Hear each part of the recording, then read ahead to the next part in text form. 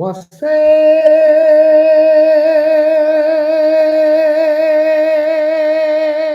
Beautiful People. So, I've come on to do a late one. And I've got various different topics, but I'm going to wait for some viewers. That's funny, I've got 2 likes, but no viewers. Hey, Eve. Hello, Cheney. I don't know how you all managed to tune in so quickly. How are you all? It's going to get dark here, and I don't know whether you'll be able to see me then. Thanks. Wassail Eve, wassail Cheney, wassail Steph, wassail Teresa, wassail Caroline, wassail Holly Coons, wassail Wandering Seeker, wassail Cheney again. So I've got lots of themes, lots of topics. Wassail Sarah L, wassail Tiffany's Empire, wassail Carla La La La Clayton. I love singing that one, Carla.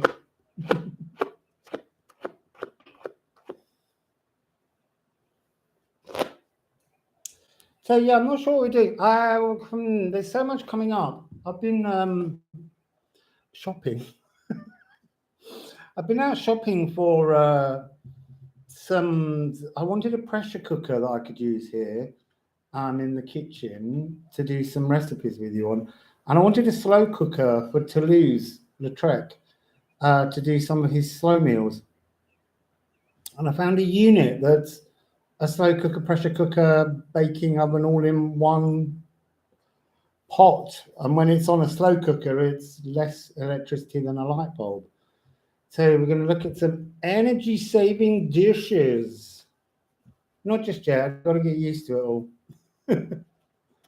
Also, I've got to build a camera into the kitchen. So I've been looking at the eclipse with the Janus Geminus that's coming along. And I've also been digging around to the notion of the nodes, because obviously that's where the eclipses are. And it's interesting. I think there's a lot of off their heads energy. Wassail McKay. To do with material possessions and money, a kind of losing your mind around that frequency. So it's just kind of interesting that South Node, which is where we come from, and that's where the lunar eclipse will be, is in Scorpio. But where we begin, we've got Wassail Bright Star 33. We're beginning with the new moon in Taurus on the 30th, and that, of course, is in Taurus, and that's material possessions and a real desire for them. And yet that's the destiny point, as if we're all being drawn to think about the energy of material possessions. And then South Node, sex, death, and taxes, and also kind of money that you feel you never got. And I don't know what the message is, but I think it's really important. Thanks. I bought this in San Cristobal because it's got hummingbirds on. And actually, just when I sat down, there was a hummingbird just over there in a tree. Wassail Tiffany's Empire, wassail Amy Gill. Yeah, I was ridding myself of everything ever. And then when I left, I emptied all my house out when I sold it and went traveling. And then I had my studio where I taught sound healing. And then I emptied all of that and got rid of it. And then I went to France, as you all know. and Portugal. And when I left Portugal, I got rid of everything again. It's very cleansing to just let go of material possessions. It's also what's really interesting for me as a traveler is whatever adverts you have, I don't need to buy things. Today, I bought this pressure cooker, all-in-one slow cooker thing, but eventually when I leave, I will leave it for my hosts because my host, she is a brilliant cook. And she's going to teach us, well, she's going to teach me and then I'll teach you, how to make some Mexico food.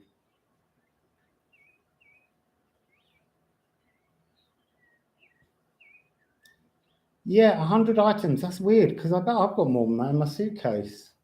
I mean, just looking here at the table, I've got a computer, a microphone, a singing bowl, a hitter, a few decks of cards, my trusty water bottle.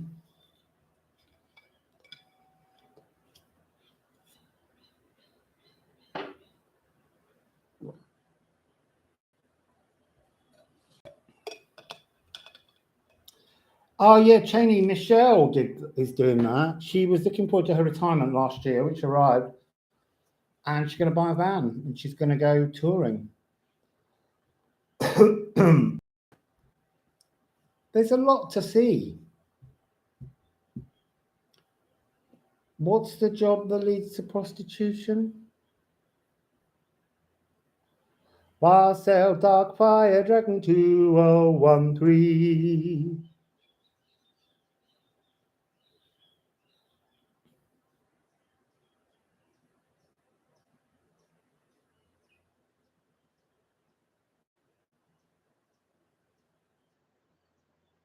Okay, so anyway, let's do something. On the 26th, there's this parade of planets. I put a picture on the community channel, and there's some that you can see with the naked eye, but there's a big lineup with a couple of asteroids in there. I think it's Juno and Vesta. And then you've got the moon. You will have Mars, Venus, Saturn, Neptune, Jupiter. I missed something out. But there's a big, big lineup. And actually, on the 25th, we have a stellium in Pisces. So let's maybe start with that. I was going to do the nodes. So I'm going to go into the stellium. Yeah, I want to start with Mystical Shaman deck and just ask what the energies are. I'm actually going to begin with Vesta and Juno because they feel like they're these asteroids that are up in this lineup that I think I need to check that. I think in Pisces, but actually I think that one of them might not be. I don't want to make any mistake. Yeah, you know, the 11 star moving. She crosses and she is the asteroid of the hearth. So let's say Vesta. What does Vesta want to say about this stellium energy? 25th of April. Vesta. She's got two cards. You see, it's about letting go. 2, 4, 4, 4. 2, 4, 4, 4.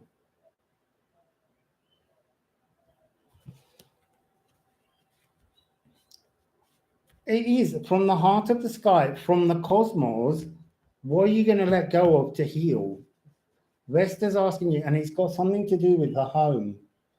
Because let me get the astrology cards and just let you just hear what they are. So Vesta is the inextinguishable light, the hearth light. It's also forever in power. It's magnesium, and it can also be pregnancy, so birthing something new. And Juno is about merging relationships, mirroring souls, commitment, lasting unions, and youthfulness in life. So renewal energy. And that's really interesting because I've been digging into the 12 columns for the eclipse tunnel.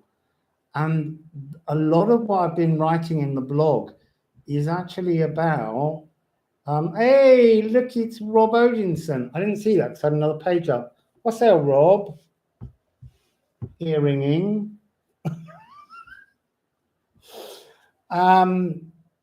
So yeah, there's a lot of zeros coming up. There's an energy all the way through this eclipse of resetting. And I'll go more into that in a separate reading in a day or two. But it is worth observing the energy of what we let go of. But, you know, there's something about the dreams, and that is weird. What are the dreams that we need to let go of because they're not now? Or maybe they're not even ever. Maybe there's space for new dreams if you can let go of old ones.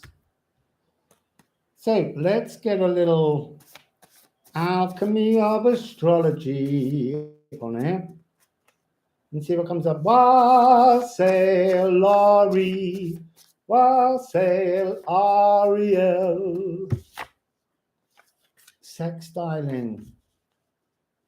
So this is about this friendly flirtiness.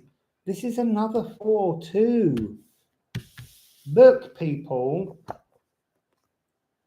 2-4. 4-4. 4-2. Turning something around. Turning something around.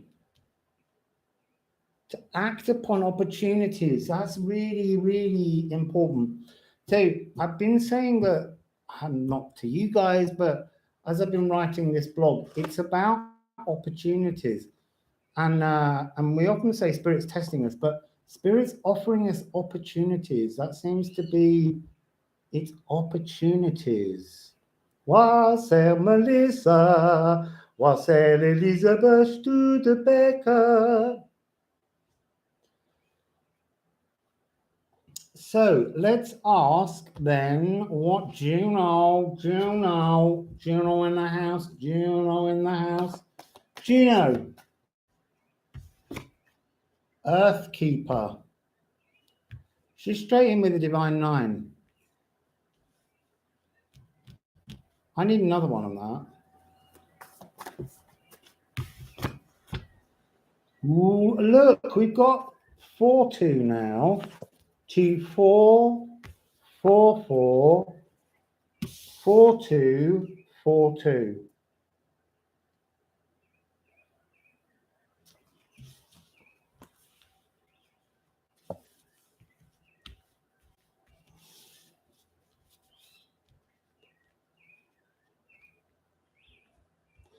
I'm just trying to tune in to the Earthkeeper and the Rainmaker. So just keep chit-chatting while I just look at these. Because there's something that I'm not seeing. Okay, so it's of itself. So the Rainmaker, the Earth. But this has got something to do with the stellium is about transforming the energy of the Earth. The solar eclipse was born in 15th of May, 850 CE, Common Era, or AD, if you want to call it Anno Domini. And it was born 2 years after a great conjunction in Pisces. So this solar eclipse cycle that's coming, that's been going on since 850, has seen and has influenced a lot of history. And it's the 66th reincarnation of it out of 71. So it's in its dying days. It's releasing. It's almost like the energy is here to see what we can let go of in our own earth realm, but that will renew our emotions. That seems to be, oh look, 2222 across the top, 22 watchers, 22 thumbs up. There's all these twos. And it's interesting because now it's 2022, the year. And I was just going to say that I keep seeing a lot of twos, and it's not relating to the date. It's actually relating to this energy of whether you want to remain fearful of the things around you or whether you want to be trusting. It's that Two of Swords. It's that energy of which frequency, which pathway, which option do you want to plumb for? So, Juno.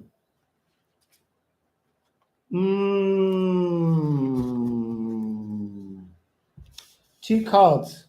Take. Retrograde.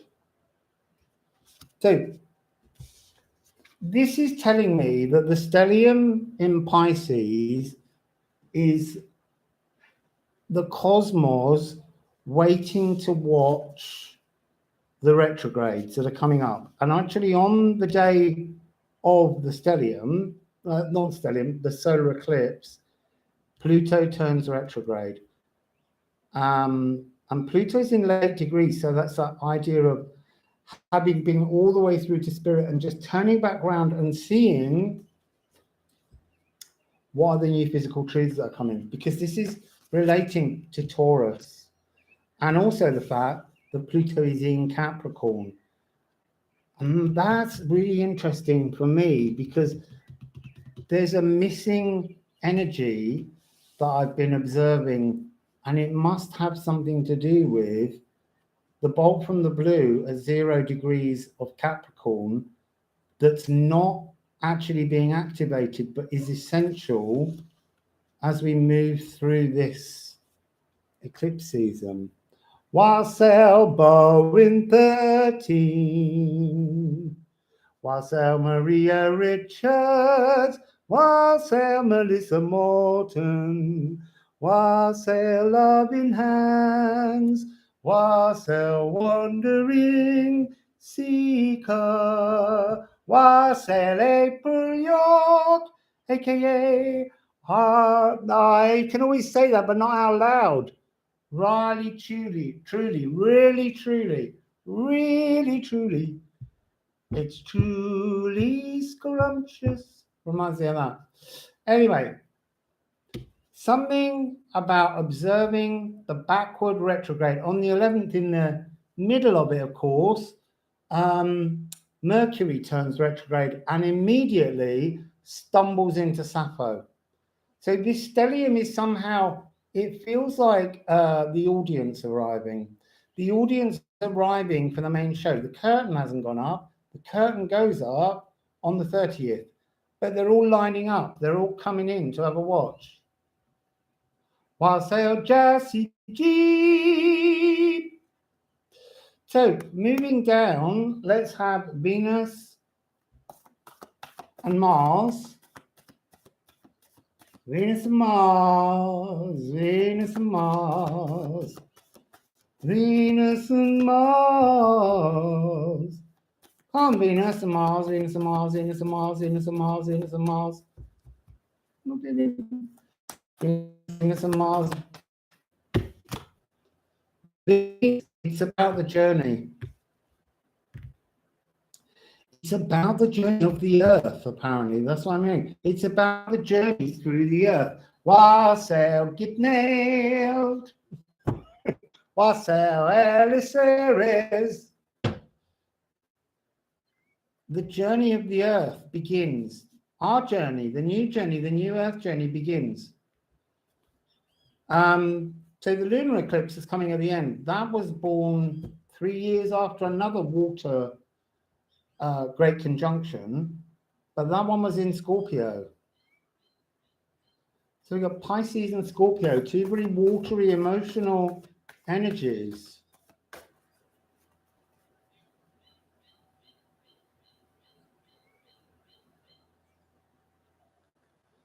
Oh, wow, Wandering Seeker, you moved countries. A bit like me, I can't speak Spanish. I'm going to try and learn it, though. Just need some teeth so that I can say it properly.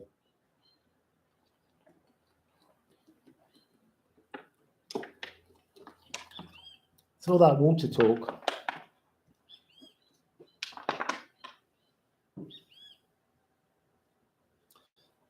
I am reading the comments. So bad. I'm doing the cards now. I was like, I don't even need to do cards. We could just all talk. But I'm doing the cards now. I've started. Wassail blessed by the best. So yeah, Venus, it's all about the Earth journey. Venus. Trying to get, oh, look, and there's Vesta. What number is Vesta? 28. 29, 28. It's about going backwards. Venus is looking backwards to where it starts. And it starts with the moon. Well, actually, it starts with Vesta. And Vesta will be in conjunction with the moon on the 25th when it first starts, because the moon's going to move its way through all of the lineup, the kick line. Standing in power. Are you, they're saying, are you prepared to stand in your power? Are you prepared to stand in your power?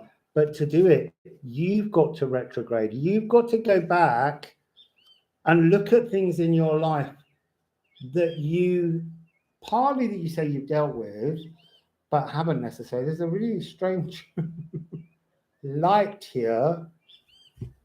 Oh, it's in the little wash house. That's where you can do clothes washing outside. Yes.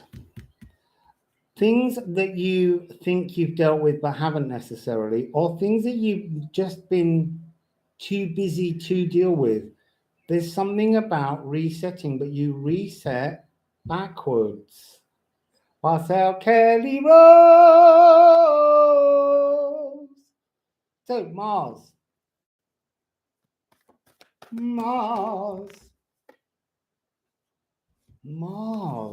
It's all about the Earth. It's all about us on the Earth. So Mars is in the energy of being trapped, Earth trappings, or the trappings of the Earth. Okay, the trappings of the Earth. Venus says, look back to the things that have trapped you in the Earth.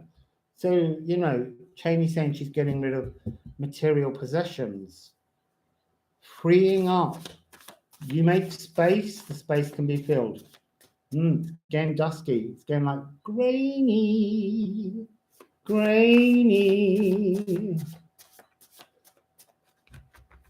Yeah, Eve. So on the 11th and the 12th. I think the 11th is when Mercury goes stationary. I'll just look it up for you, because I got my blog. I've got my blog on it. Which I haven't published yet, obviously. Still putting all the pictures on it, you know. So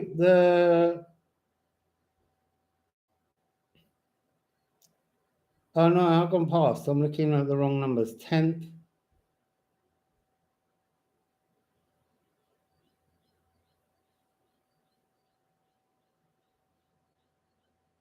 Mercury turns stationary on the 11th and goes retrograde on the 12th. And on the 12th, he bangs straight into Sappho. Now, what's going to be interesting about that, and I will do a reading on it, you should do a reading on it, Eve, is Sappho is the sensual wordsmith. Mercury down to get 4 degrees. He starts heading backwards towards Algo. Algo's still playing in this game. Algo's the demon star, the head of the that frequency where we're going off our heads over material possessions and money. That seems to be a driving force at the moment. So let's see what Mercury, the trappings of the Earth, Mercury, and Mars, Algol, head of Medusa, 26, 27 degrees of Taurus, and actually, Eve, on the June solstice, Virgo, Venus smacks straight into Algo. Yeah, pulverize your anger. We've got fire and pulverize. Pulverize and fire. Mars is talking about, oh, look, 6688. This is big energy. Big energy. Also, Algo was in conjunction with the last lunar eclipse on the 19th of November. And since that point, I have to say the world's gone a bit mad. It has lost its head. So, yeah, this is Mars. Mars is on a different frequency. Mars has just entered Pisces and has just come through the stellium test, has finally caught up with everything. Mars is softening. The energy is softening. Bearing in mind that when it enters, it's kind of the frequency usually where it kind of gets warriored up. And there's something about that all being turned on its head at the moment. So the calends of March and the calends of October are when they would take soldiers in March and then get them to feel and be imbibed with the energy of Mars, the warrior. And then when it came to the calends of October, that's when all the soldiers came back, let go of Mars through ceremonies, and then settled down to do a harvest. And there's something about everything being turned on its head, reset energies, pulverizing, turning things into a sort of powdered form. So now we need to add Neptune and Jupiter. And they're in that combination now because Jupiter's overtaken Neptune.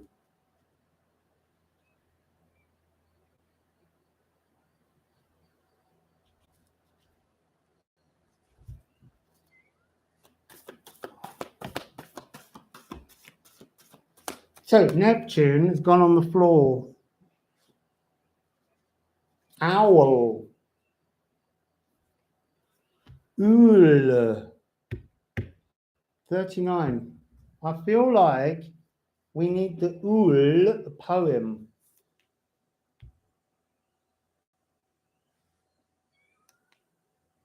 Wassail everything metaphysical and copy with Zoe. Wassail Zoe. I need this poem. Let me see if I can find it quick. I say quick. Can sometimes take a little while. Ooh, I think he's 68 in our deck.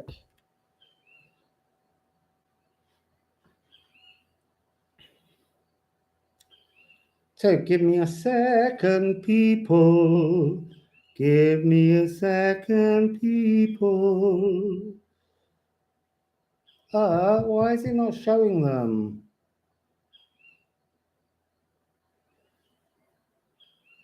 Oh, I have to do it a different way. Give me a second.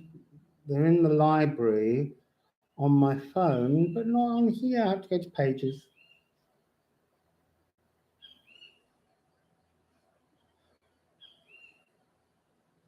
Oh, slow iPad. I quite like this little star that's forming over my shoulder while I'm waiting. 65 to 77. I'm sure it's 68.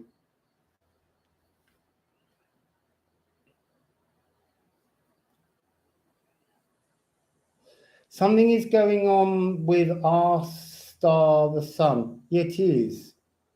It's got a different frequency available to you. I've seen it about 2.5 years ago. They showed me it's like a kind of a thicker air, but a sort of softer straw yellow, and the sky.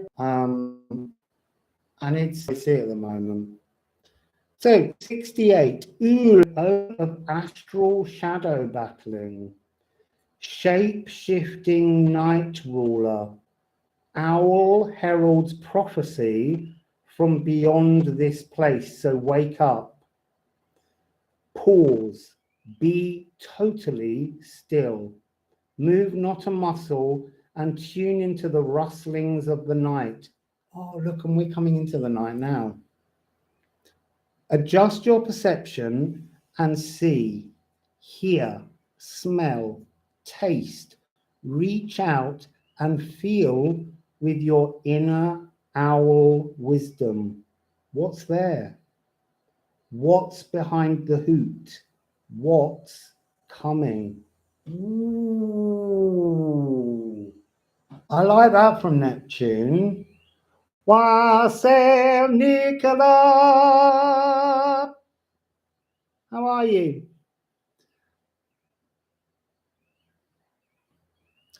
So yeah, owl. Neptune's saying there's something new, but you don't get it unless you tune into it. Just as we were saying about withdrawing momentum, about the sun tuning into a different frequency of it. So Neptune. I'm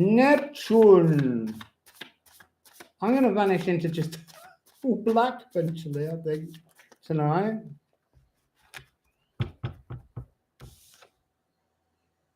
'79. Compose. This is house 9, travel. This is to draft, to create, to form, to align, to relocate, to grow, expansion, new pathways and new journeys. So remember in the last reading, I said Neptune stealing the lightning bolt from Jupiter, from Zeus.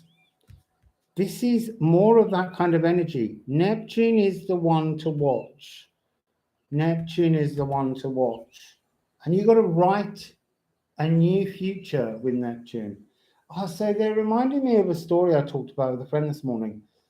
And that's this story of how we're all feeling a little bit like we're caught in the briars, the thorns, and how important it is for us to not wait for someone to come along to rescue us. So the Sleeping Beauty story is you are the prince. You are in the briars. You have to get through. You have to pick yourself up. You have to feel all the snags and keep going until you find Sleeping Beauty, who is you, not awake. And then you can wake yourself up properly. Yeah, Briar Rose. So, Jupiter.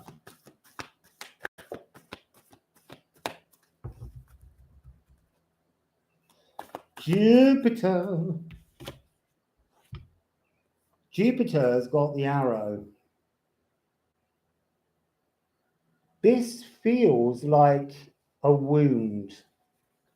Jupiter is feeling wounded. Wassail Matthew. Song, Owl City, shooting star.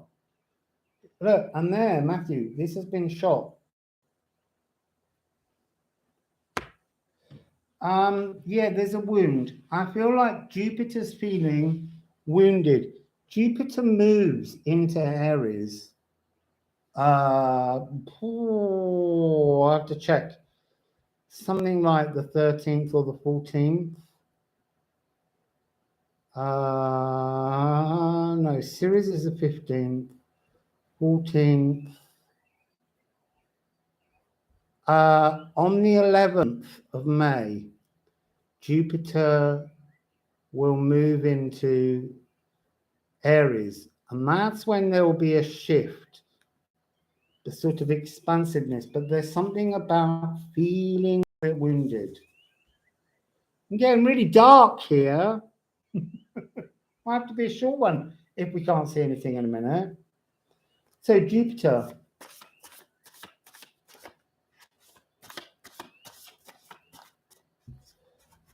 I have been saying a lot about giving Jupiter due respect, but he's annoyed with Jupiter at the moment. And actually, on mid-July, Jupiter goes retrograde to go back and have a go at Neptune, because Neptune's staying in Pisces, king of the road there. But by the time Jupiter decides to turn back and come and have a go, Neptune's already retrograding. So, yeah, Alchemy After Dark. Ah, look, this is interesting. It's going to say it's very Sagittarian energy. So, wounded, needing to mellow. Jupiter needs to mellow.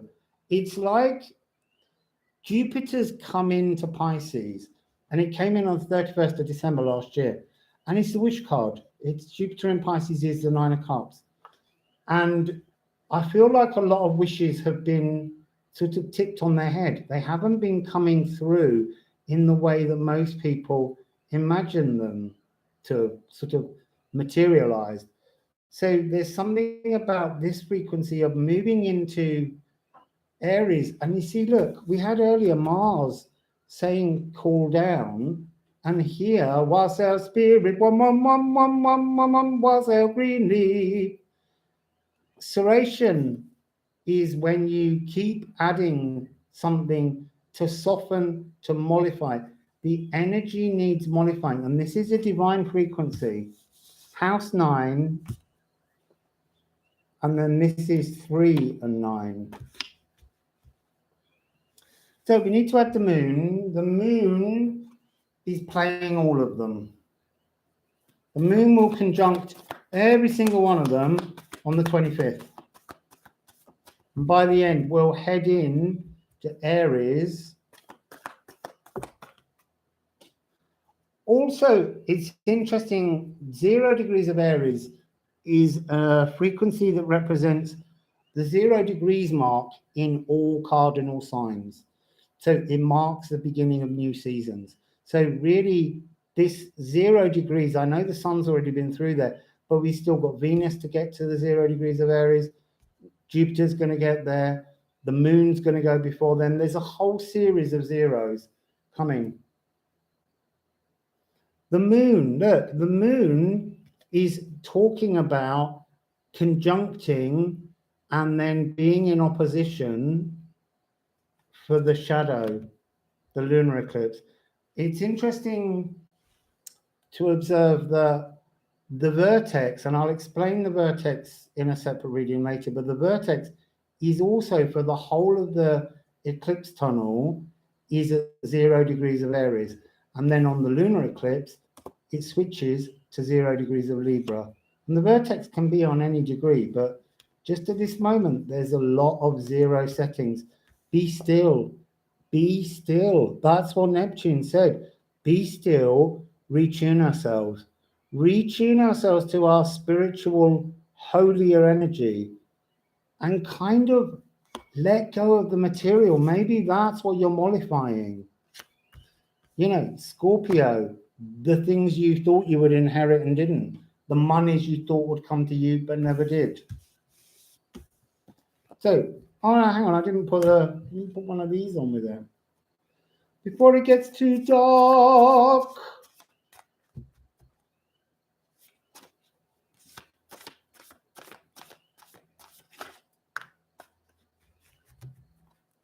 Yeah, we did. 13, 13, 13. I love these cards. So, Quicksilver, Mercury, Eve, you're on something. There's something very, very important about the mutability. It also links into Virgo, Eve, but that's coming in another reading.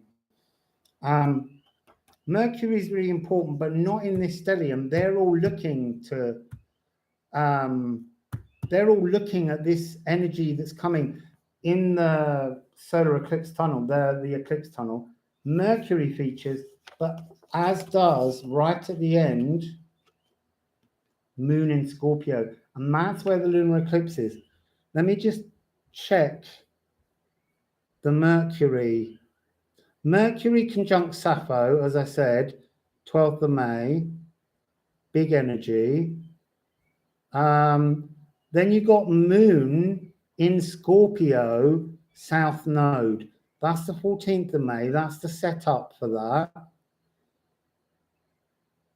And then the actual lunar eclipse itself is Sun in Taurus, Moon in Scorpio. And that's all to do with the kind of, I can't read my own writing there, esoteric shadow gift coming. It's good. It's really dark.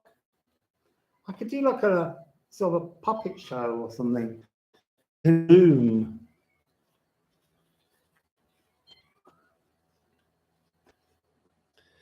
So Quicksilver, Mercury. So this is deep thinking, deep diving. Also, the moon, the lunar eclipse is more important than the solar eclipse. The solar eclipse is interesting, yeah, shadow gift. The solar eclipse is interesting because it's a black moon. And a black moon is similar to a blue moon, but blue moons are full moons, black moons are new moons. So it means that there was a new moon on the first, and then you get a second new moon in the same calendar month. So it means that the new moon's solar eclipse is with a black moon.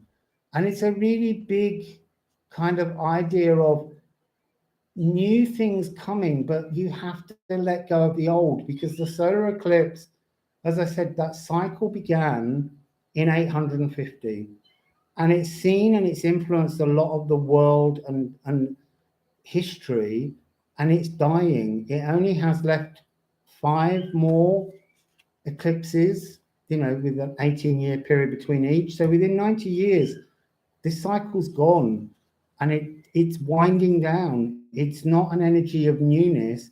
It's an energy of seeking new alternatives. But to do that, you've got to go right back to that first card and let go of the past. That's what we're being asked to look at. Get flirty with it. Go back, see things that just don't belong to us. It's like an energy of old blood songs, things that resonate, things that feel as though they've defined us, but they won't define our energy moving forwards. There's such huge shifting. And the lunar eclipse, 1427, I think, was when it birthed. So it's a much younger energy. And it's almost sort of saying, go back in the solar eclipse, look at the energy of what you believe to be you throughout your history, but notice what parts of that are kind of gifted to you as inherited kind of family energies, where people say, oh, that's just like your dad's side of the family, or you do that because, yeah, you did, because it was an energy, but they're energies to let go of. This is about finding your emotions, picking yourself back up, creating your way forwards, and not following kind of, I want to say, great expectations, which is a bit weird. I've been having a little bit of a Dickens fest at the moment. Charles, as in. And do you know what? I've watched loads of them, read loads of them, seen loads of them, listened to loads of them over the years. And I've just decided I don't like Dickens. I really don't, especially not on the first date. There's something that, it's almost like there are things that we believed we like. And that's what this energy is. Things that we believe are part of our great loves, our defining frequencies, and going back to them and realizing that there's some other physical truth hidden within them, that we're on a new journey, not an old one, and reevaluating really odd things that you wouldn't imagine. And they're all part of redrawing yourself, creating you.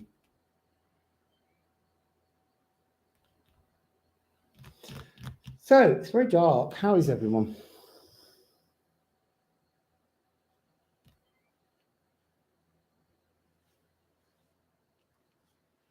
Yes, exactly. Finding your own ways and your own rules. Yeah, I really do think that there's a massive chance to rebirth, to retune, but it's not to retune yourself backwards. It's to go backwards to see how far forwards on the dial you can turn yourself to bring yourself into a new frequency. It's really zero-y. When I do the reading with the 12 columns, and I've written a blog for the last 2 days for it, you'll see there's multiple zero frequencies being offered. And the whole point is that during the every day you need to try and find things that you can retune.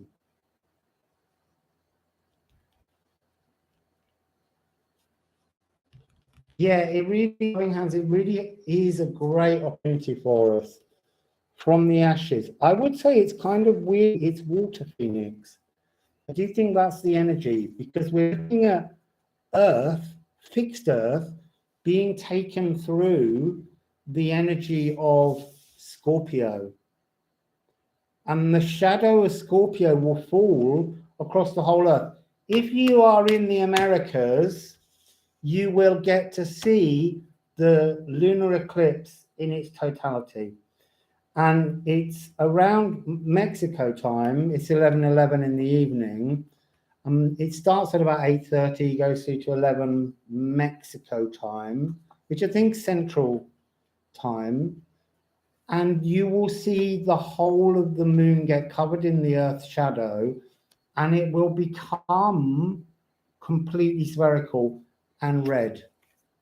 It looks a little bit like Mars, if you could see Mars really close up. But the weirdest thing is how totally three-dimensional it becomes. So I'm very excited about that. It's in just a few weeks. It'll be the 15th, not the 16th. I always do all the dates and times, you know, as GMT so that people can work it out. But I'm just telling you that if you're in the Americas, it's around 11 o'clock at night that you get the totality of it. If you're in GMT, it's on the 16th. But if you're in the Americas, it's around 11 p.m. or 12 or back, depending on what part of the Americas you're in. But it'll be the 15th because it's very early in the morning.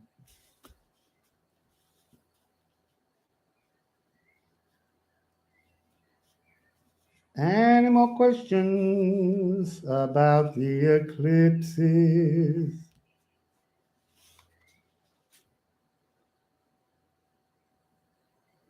Yeah, the post will be on my website. What I'll do is because there's 12 columns, I'll probably do 2 posts about the eclipse.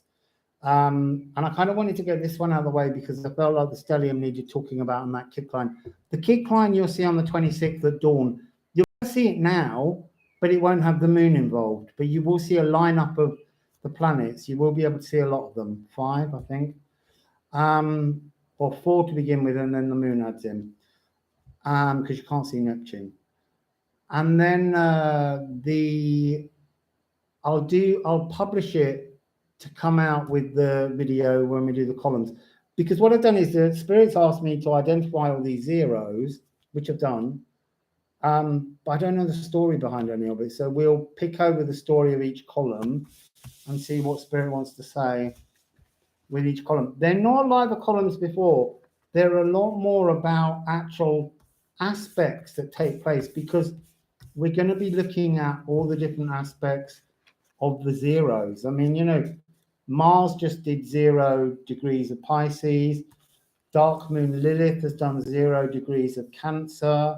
Ceres is going to move to 0 degrees of Cancer during the eclipse, just a day, I think, before the lunar eclipse. There's endless. Am I going to go live during the eclipse? I don't know. I'll see. We're hoping to have an outdoor fire and watch the eclipse. But I might do. See how excited I get by the physical space. It's really dark here. It's fun. should be really bright. I mean, I can see so many stars so easily here because there's so little light. Yes, you are going to see the lunar eclipse, absolutely. So very, very clearly if you're in the Americas. North, south, and central.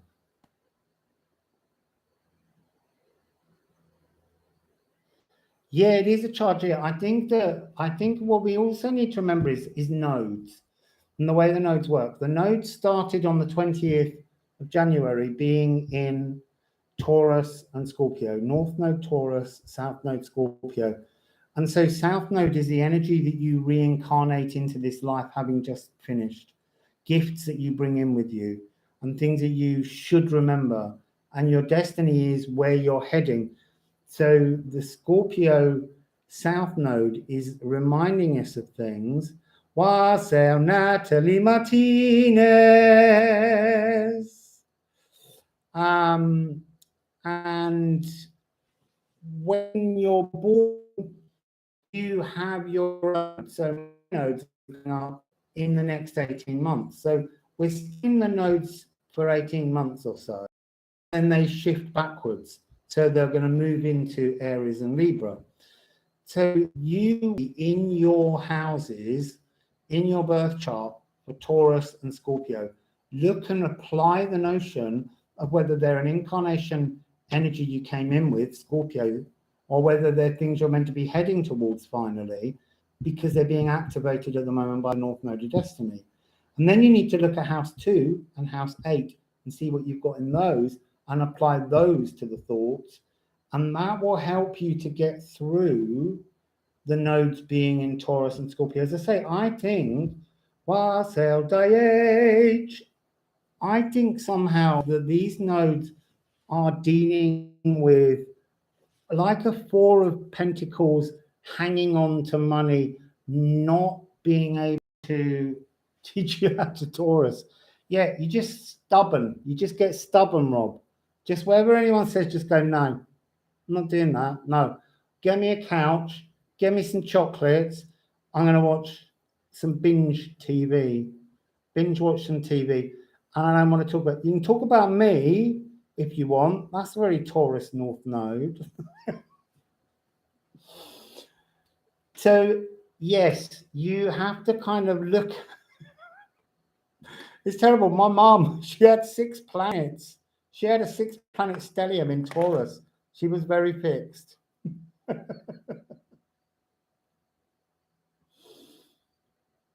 Yes, that was a couple of years ago, Kelly. It was amazing. I saw it. I sat on the beach. Scorpio, Sun in North Node Scorpio, South Node Taurus. You see, now that's interesting, really, because that means yours is being turn the energies right around. You've really got to turn it right around because they're the other way. That's a really interesting one to play with.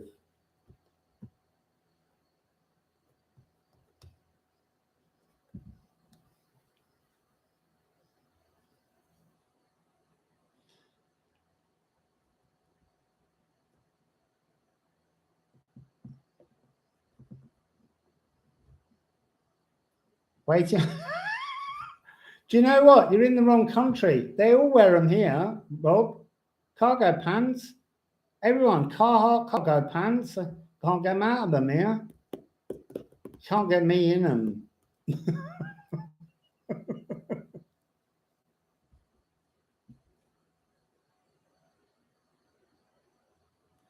Right, so if that's where yours are, then this is really a magical moment for you to really embrace destiny and the gifts you came in with, April.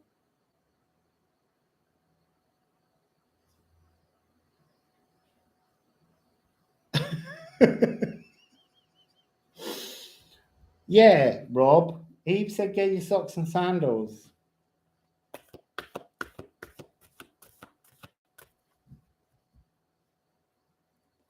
Well, look, Mars 0 degrees Scorpio. Mars has just done 0 degrees of Pisces. So you need to have a little look at that because it's transiting. Yeah, I mean, honestly, everyone wears their cargo pants with Crocs.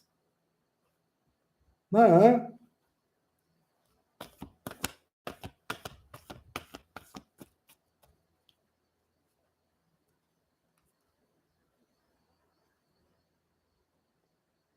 You see, again, drawing momentum, that means it's a real moment for you to embrace destiny. It's even in your second house. I mean, it couldn't be more you. This is your moment.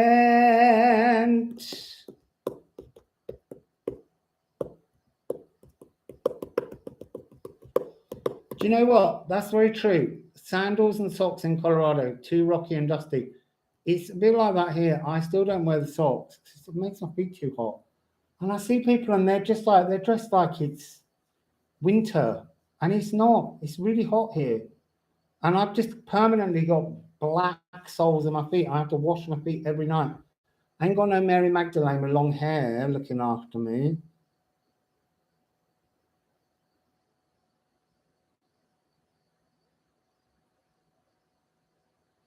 Aquarius, Sun, Taurus, Moon.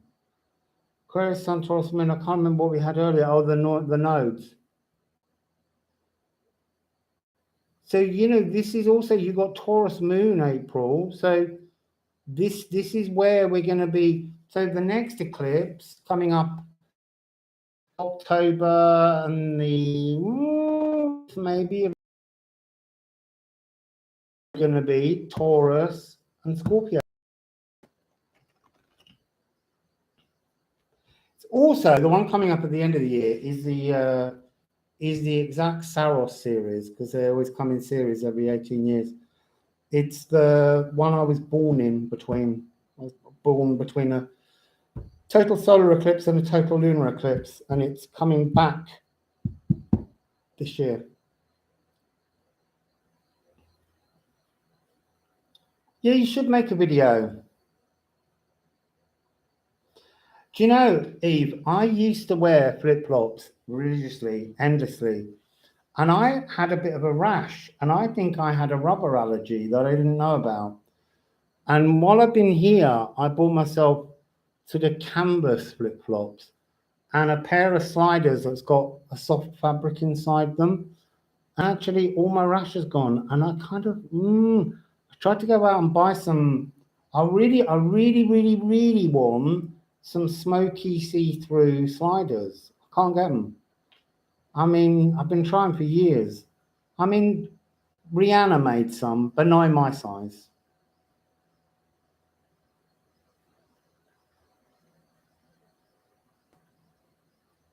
I don't know what crunchberry is. I guess it's freeze-dried. Birkenstocks, I won't wear them. Can't wear them, Holly. I bought a pair of beautiful Birkenstock Crocs style, and a little tiny piece of it snapped off, and you couldn't wear them. And I wrote to Birkenstocks and said, could you send me a new strap because it's broken? And they went, no, you have to take them back. And I was like, I bought them in Belgium. I'm not going back to Belgium just to change my Birkenstocks. And I just think when a company can't oblige you with something that probably cost 10p or a few cents, and you've got to throw the shoes out, it's a waste.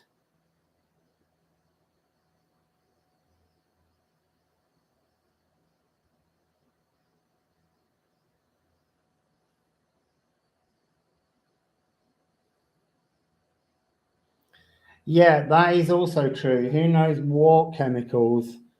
Especially, you know, it's just very weird. But I no longer have any rash on my feet since I've stopped wearing flip-flops, or at least stopped letting the rubber part touch me. No, I know exactly, Rob. I got really indignant. Got really indignant with them. I was like, I'll show you. I'll never buy a pair again. And they were like, we don't care. Other people will. Yeah, it will all be petroleum. Everything's petroleum.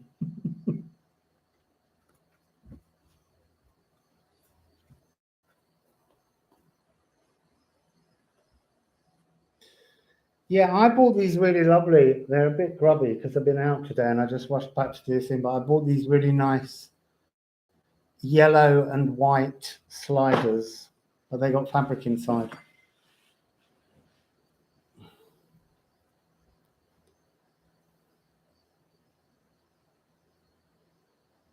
You say horse glue in, I don't know whether in where you are, but letters in Britain, the envelopes, the glue on them was fish glue.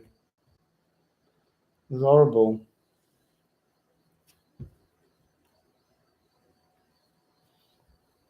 I think Annie was right. Chew them up, chuck them out. Don't buy Birkenstocks.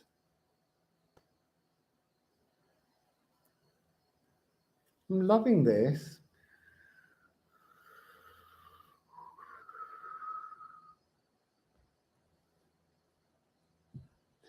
Yeah, it's also very stellium in Pisces discussing feet and shoes. Chuckle sandals for Matthew.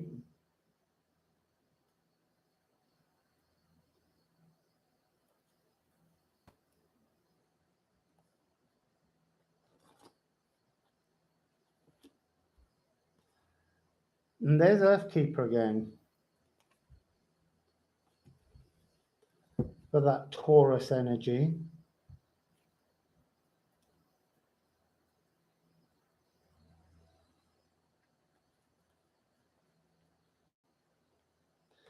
Well, Di, what I would say is I do sometimes connect with some, and I can't remember, but there's a link to the Pleiades in this.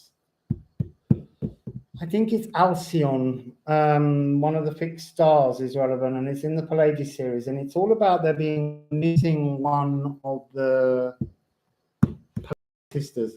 I would say that in all my contact with people from other galaxies, when they come through the channel, I find that they kind of want the message to be to us, to remember that we came here to be an earth seed, to do something on earth, and that we get to go back there afterwards, which is not very helpful for a lot of people. But that's what they're always saying to me. Don't worry about that. You'll get back here. Do the energy you promised to do here. But it's knowing what the energy is. It's hard. Wassail Laura Z, or is it Z? Because we say Z in Britain, we don't say Z.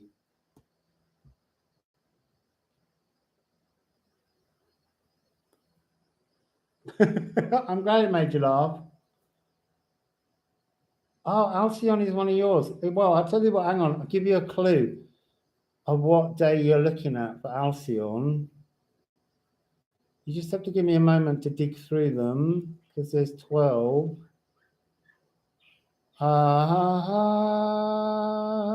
Alcyon's at 0 degrees of Gemini, I believe.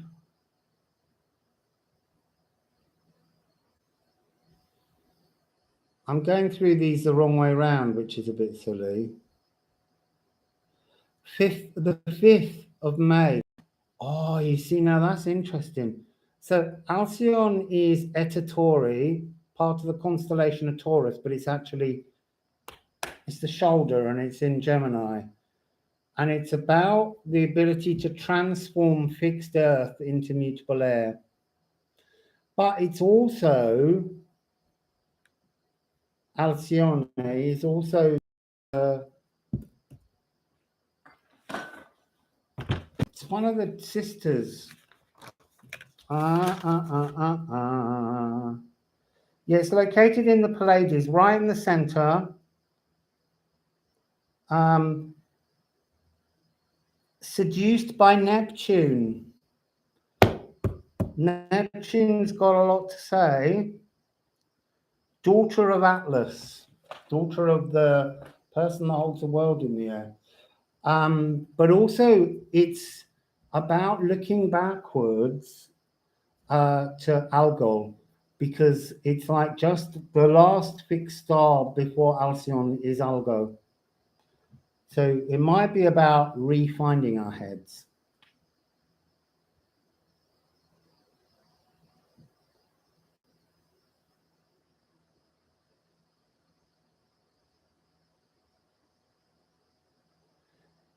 You see, I with going back to shoes, I have a problem with shoes. Apart from having very big feet, and here, whenever I go shopping here, and I say, "Have you got 46?" I think it is, or a 29. I don't know. They're different numbers here. But anyway, they always just look at me and laugh because they don't make shoes that big. And why should they? There's not many people that big. But I don't wear any shoes that are made of leather. And that makes life very difficult. That's just a personal choice.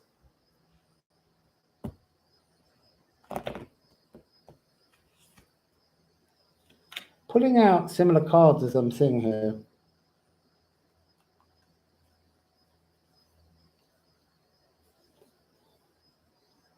That one's new. Sweat Lodge. Divine Nine.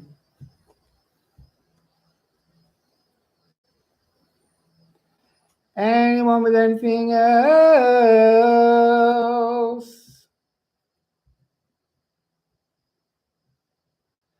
Tell them all about tacos. I'm telling you, tacos are amazing here.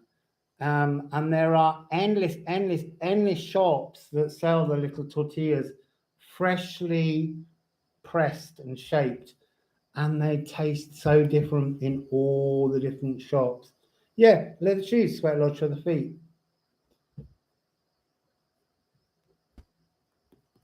And they make tacos, taquitos, and all these other ones where they fill them, they roll them, fill them up, and then they drop them in a deep fat fryer. They fry everything here.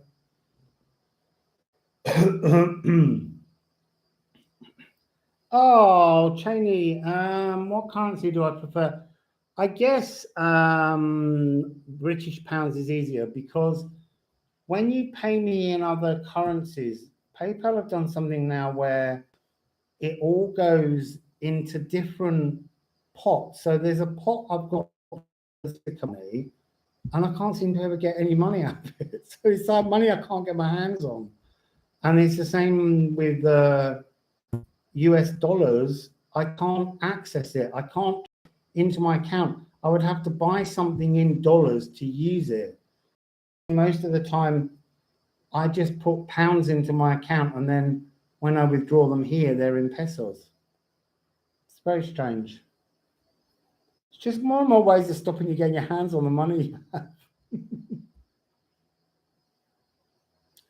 So before I came on here, because I now use a VPN, Google gets really angry with me every time and says, we need to check you're really you before you can go on YouTube. Because they don't like the fact that they can't track me. They like to track it. Taco Oracle, yeah. Or just Tacky Oracle, Rob. No, I'm not in Spain. I'm in Mexico. I was in Portugal before. I haven't been to Spain for a while.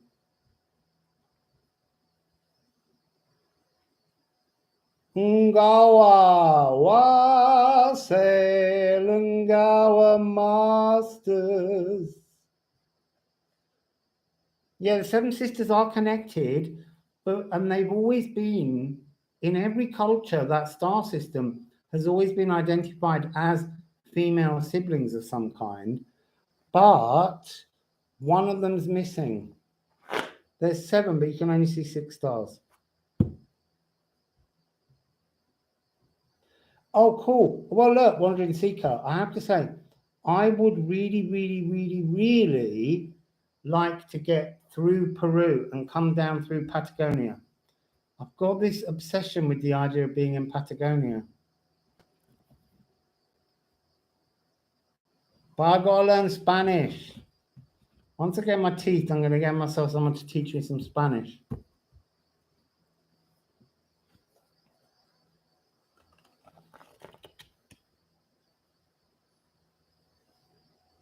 Oh, look, check the Legend of the Devil's Tower in Wyoming about the 7 sisters.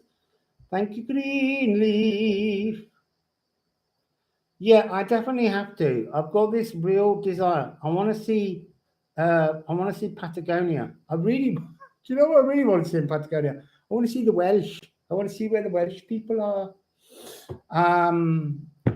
Because there's a whole Welsh community that went to Wales to protect the Welsh language, and they now speak Patagonian Welsh. I just wonder whether it's with a Spanish accent. I'm just curious. Wassail, Texas built.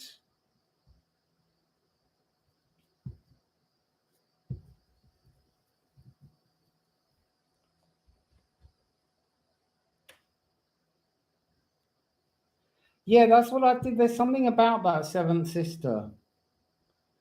Patagonian Welsh. That's got to be hard.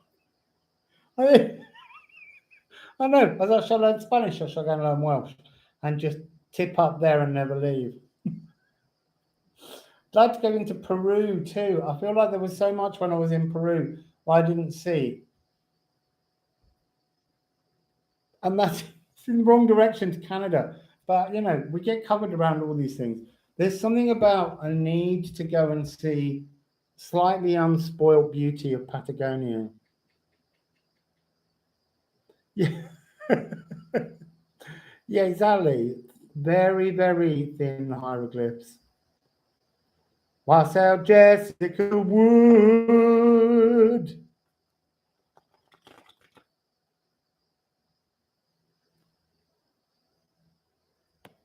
Oh, thanks, Melissa.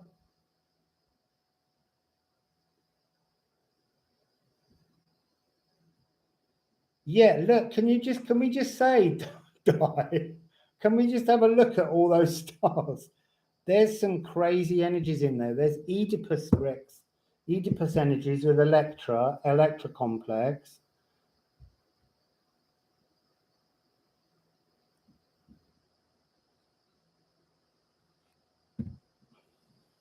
Yeah, Eve's gorgeous. You can go and see Eve's channel. Eve does some lovely, lovely readings. Hymn to the Seventh Hathor by Rafael Perez Arroyo. Into the United States.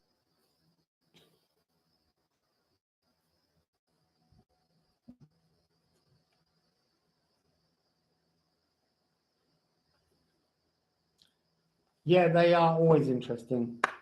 I feel like I want to throw some Odin cards, just for the sake of seeing what the message might be. Wrap a few rules. Right, so Odin in the 9 realms. There's a lot of Scottish community as well down in Argentina, in Patagonia.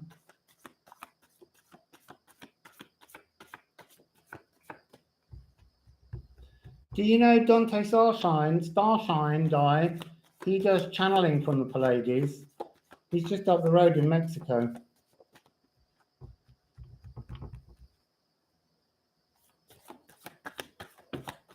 Oi! What's the message? Air is here. Air and Thurizad. Big, thorny portal of personal healing opening. I'd say that was the eclipse tunnel. Also, who's in the middle of the eclipse tunnel? Want to make a guess, anybody? You're there for 3 days at Null Island. Who do you think is waiting to have a chat with you? I'll let you do that while I shuffle. You can make some guesses and I'll tell you. My dear.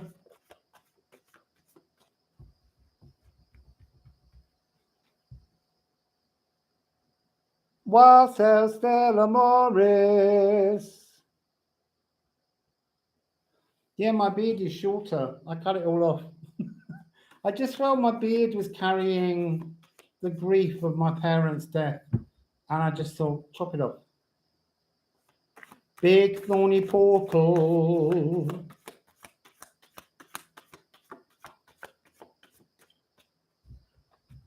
Oh, get off me, insect.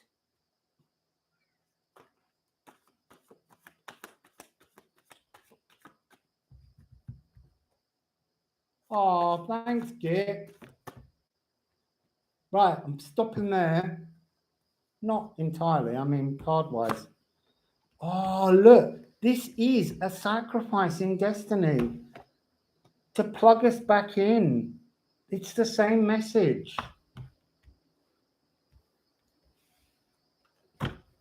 Right, let's get our runes. Let's get our runes. I can't wait for these to be real. Who's mega rich?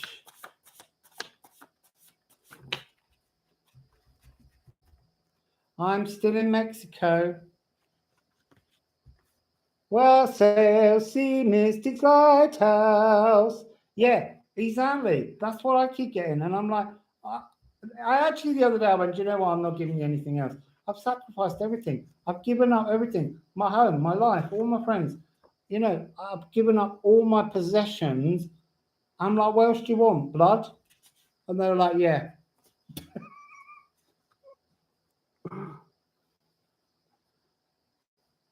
What have we got? Look. Tyr, sacrifice. But Tyr in our deck is more about smelting, recognizing what you can transform, what you can melt down and hammer into something else. And then we've got Leafshade. I'm really feeling that this is that energy we had earlier of going into the shadow. The lunar eclipse. And that's lunar. I always think that Fenrir looks like the full moon. There's transformative energy coming with the lunar eclipse. So the leaf shade is the canopy, the leaf shade, and it's about sitting in the shadows, sitting comfortably in the shadows. Why would you want to sit in the shadows? Because when you're in the shadows of the forest, under the canopy of trees, there's a really cooling, calming energy down there that keeps everything cradled. And that's the word that this card has, to be cradled. And then it ends with Urthmasion. Thy earthly power, Taurus energy, transformative energy, flowing.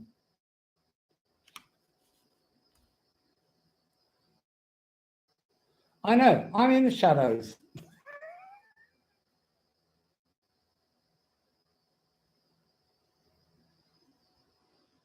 I'm afraid they don't work like that, Tarot Destroyer. They don't give you the easy way out. The whole point of things is to be given the energy to move forwards.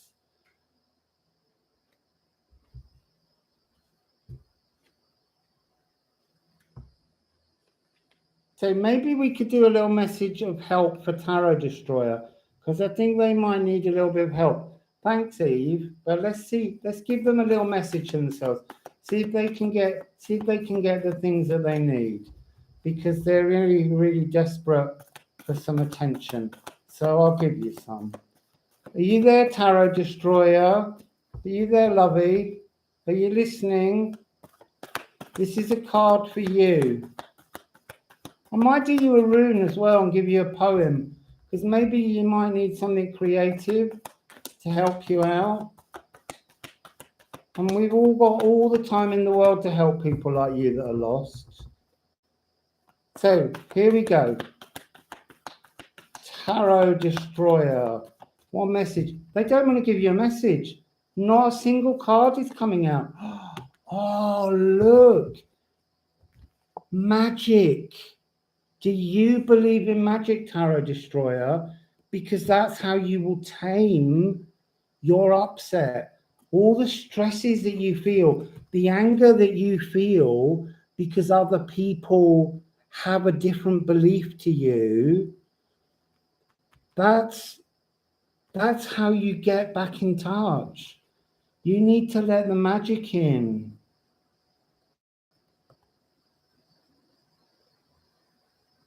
No, I'm not. I don't need to fight. I'm giving you a chance because your name suggests you like to destroy things.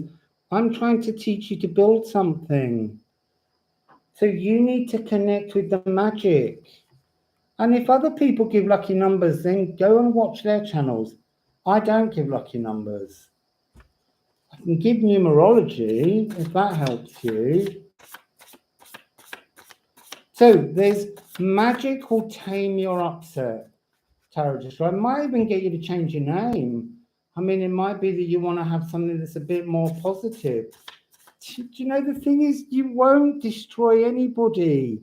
All you destroy is yourself. And I'm really wanting to help you. So here's a little poem for you, Tarot Destroyer, because I like to send love. Bliss and comfort win. The win is in letting go of what upsets you. You can't control other people's destinies.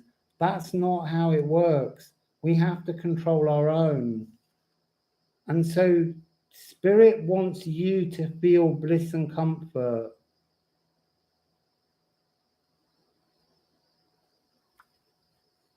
So I'm just going to find the little wind poem because it's a really beautiful poem. I really like this one. And actually, I have this one as my screensaver.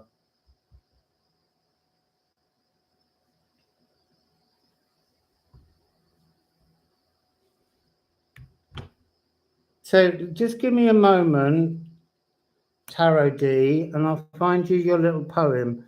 And then hopefully you can have a really sweet evening. And you can feel some of that bliss.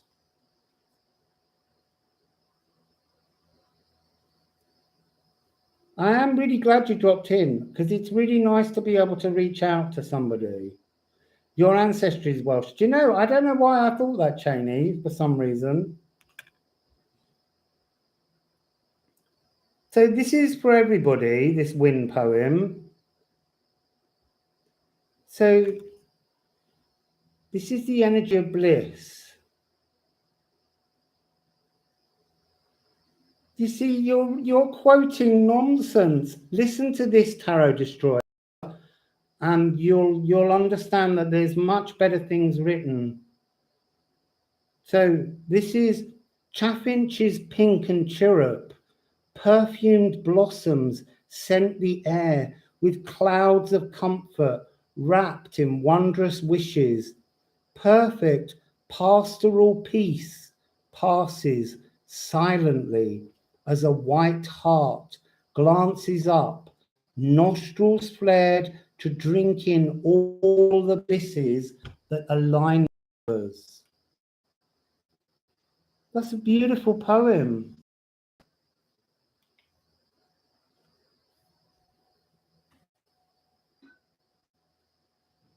No, exactly. I didn't need Rob to do it. I at any point, it's great, but I could have at any point just, click towards and been silent. I'm not worried by these people that want to come in with destructive frequencies. It makes me feel for them because that's their life. That's how they get their kicks, is trying to take away other people's pleasure.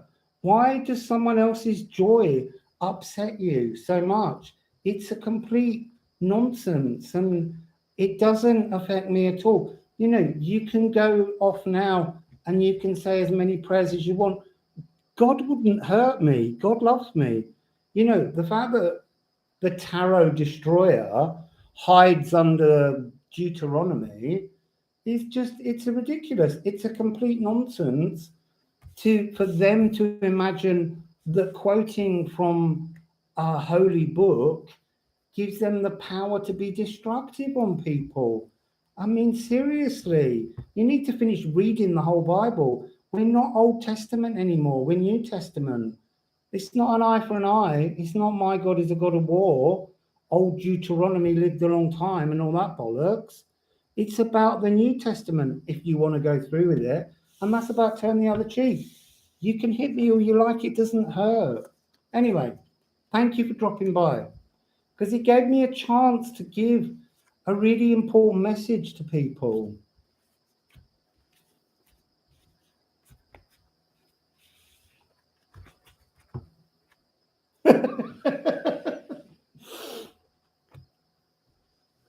There shall not be found among you any who uses divination. Yeah, the thing is, you can't even hear. You're not even hearing the words of spirit that are being offered to you because you're stuck. And you really need help, Tarot Destroyer. But I can't give you any more than that lovely poem that I just gave you. Really, seriously.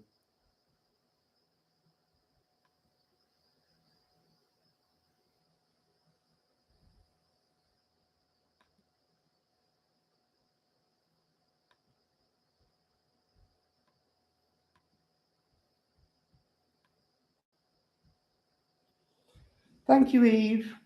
So now let's have another little message without all of that nonsense.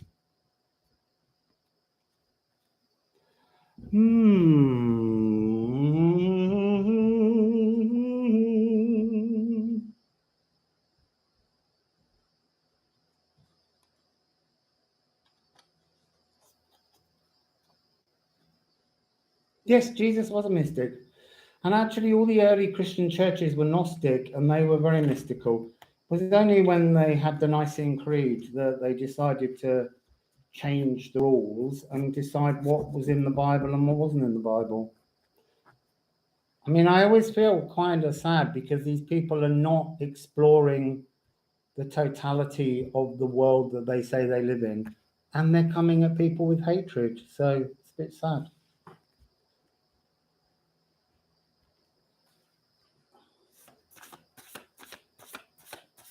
Yeah, exactly, Rob. Wassail Carol.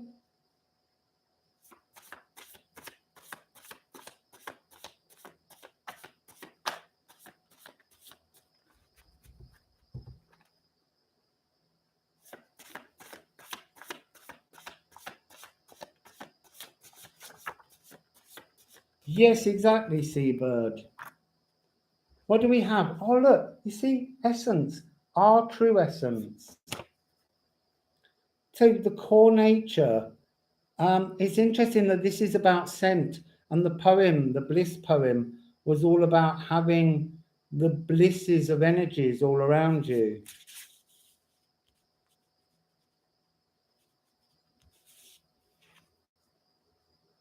So the first impressions, the finest, most precious frequencies. I want to say there's something about the essential oils that goes into not like things that you can put on your body, but the notion of sacredness of the oils that we use on our skin, not necessarily perfumed, but even those that we use to eat.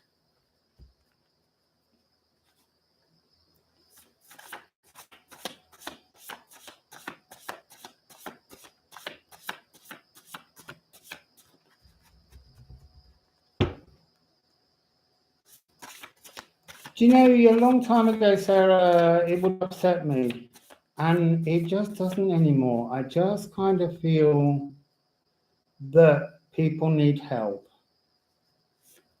If he can't make a masturbation joke on my channel, he really doesn't want to be coming on.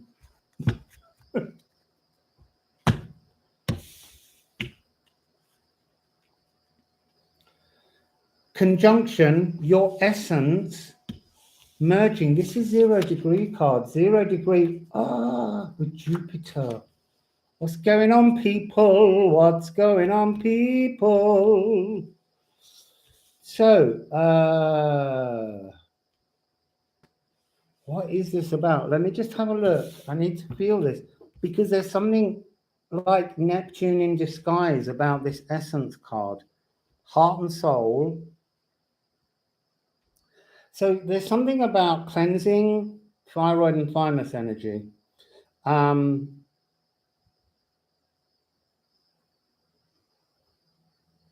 post-transitional stage. So it's about merging with your own wishes.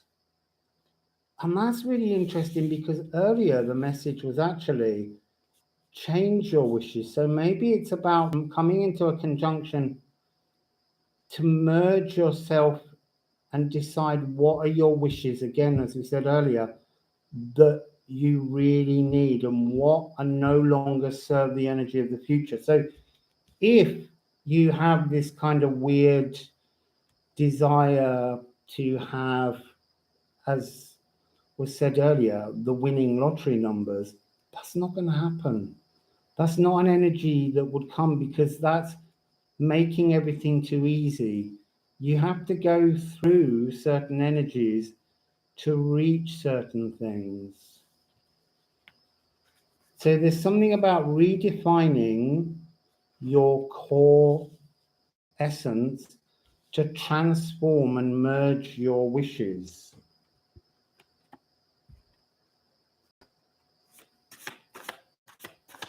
Wassail Cosmic Room Collective. Oh, look, Earth Masion again has just come out, interestingly. Thy Power, because I picked up the wrong deck. Thy Power. Wassail Joyce Hartman. I feel like we might need that one poem. Let's have the Earth Masion poem from the lovely rune deck that Rob and Reem and Russ are working on. So let's just have a quick little I opened the wrong file again. I've opened that one. Go back on that one.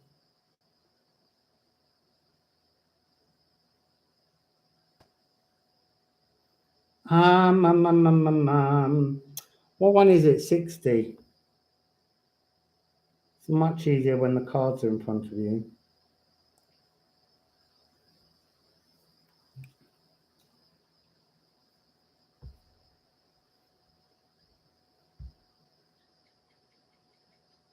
Oh, well done. I haven't drunk any water for ages. It's here. I had a bottle here, but that's got warm. This is cold. This is what you save for the later time.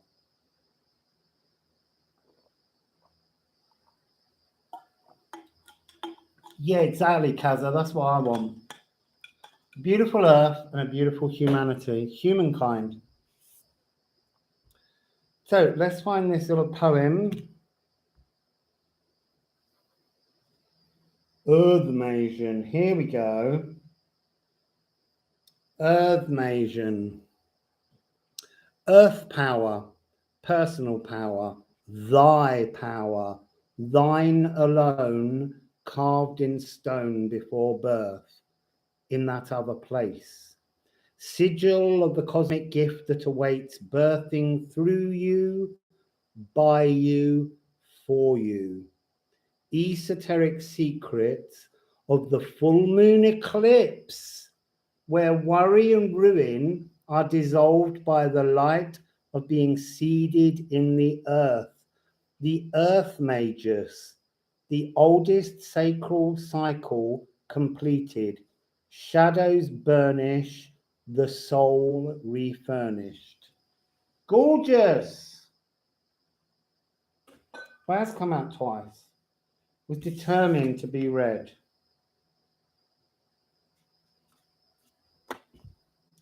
Yeah, I drank some water. Wassail clarity. So go back to this, just to finish up this.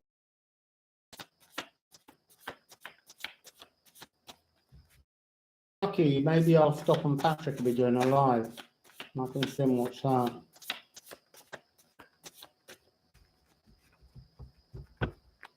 Yeah, I like that too. Shadows burnished, the soul refurnished. It's really weird, I tell you. I wrote all them poems in a few days and I channeled them. And now when I'm reading them, I don't remember them. I'm like, wow, that's a great poem. It's like, because I didn't write it, someone else did.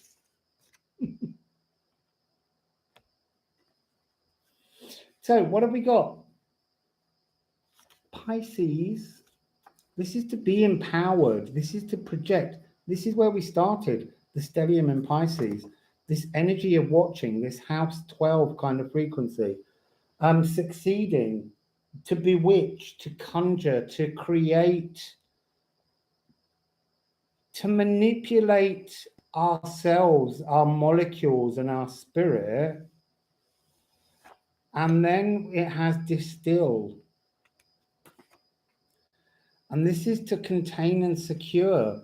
So again, it is that energy of you empower yourselves by distilling yourself down. This is a very Virgo energy, because Virgo is to distill things, to bring things down, to work out what impurities need to be removed, to attain some kind of coherence.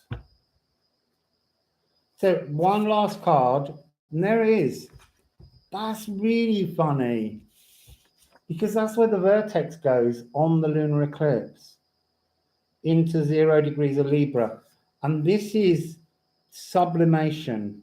And this is an energy that is very Neptune, because it's about going from a frozen, solid, icy planet straight to gas. And Neptune rules gases and fogs and sea frets. Does the card have an on it? No. Well, in a way, it's the symbol, it's the alchemical symbol to distill. But yeah, it does look a bit like an Thanks, Cheney.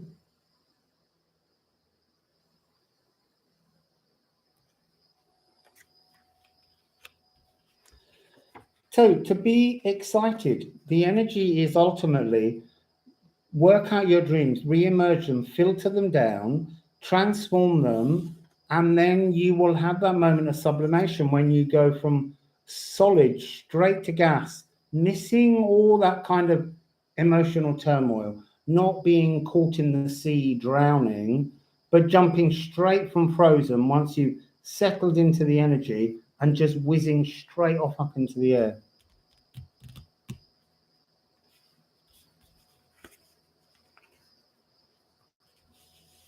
Oh yeah, do you know what, Country Pumpkin?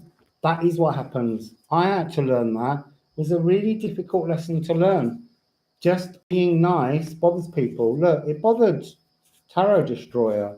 You know, we were all in there having a nice time, and it bothered them enough to start being mean.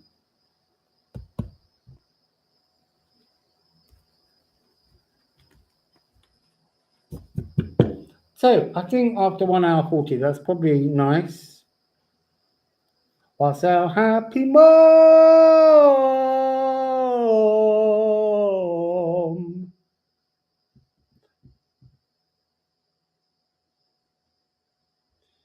Any more for any more before I go? I'll have a bit more water.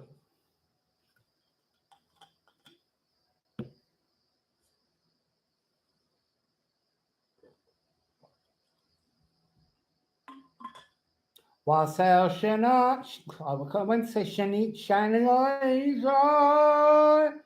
Wassail shine a berry. I don't know what happened then. So yeah, we'll I'll publish that thing perhaps tomorrow or the next day. I'm still waiting to go to the dentist, hoping that he's going to give me some kind of denture before he goes away for a week, because his wife's about to have a baby. So we'll see. Thank you, Seabird. Thank you, Bright Star. Thank you, Di. Oh, look what's on the bottom, Rob. That, I would say, is the key, the unbinding. The unbinding. Oh, that's what I was going to do. There was one note. Jupiter. I was going to give you a G for Jupiter. Wassail Shinaka Logos. Ah, bonjour, ça va? Oui, ouais, as they say in Paris. So, G. This is Jupiter's energy wings. He's a bit grumpy, but he'll get all right when he moves to Aries. So let's just get that right again.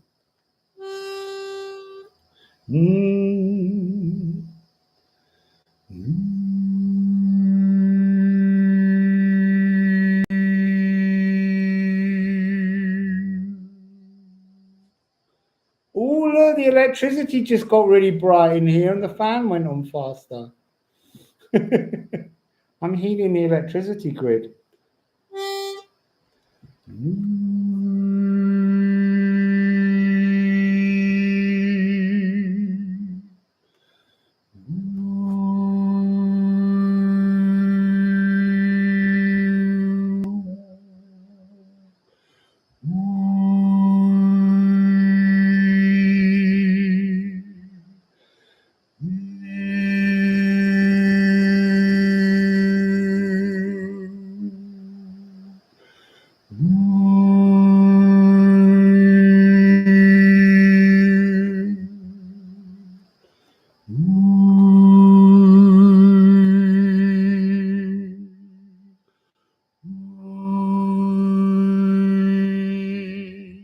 So that's your energy wings. Jupiter's a great cleanser. Wondering if I'm going to be able to sing with a denture in. Or whether I'm going to have to go, hang on a minute.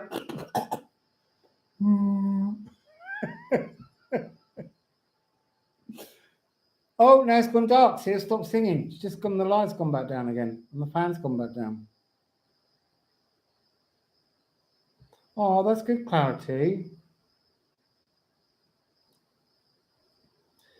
So, beautiful people, that's 1 hour and 3/4.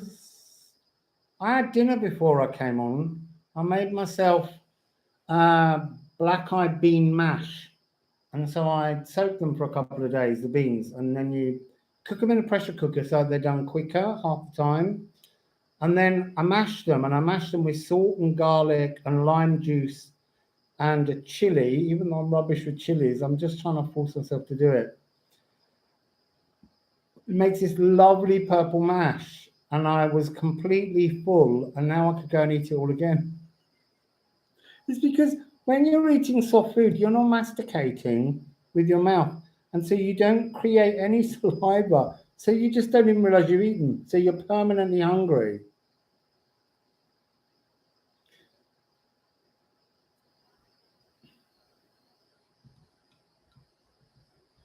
Oh, thanks, Happy Mom.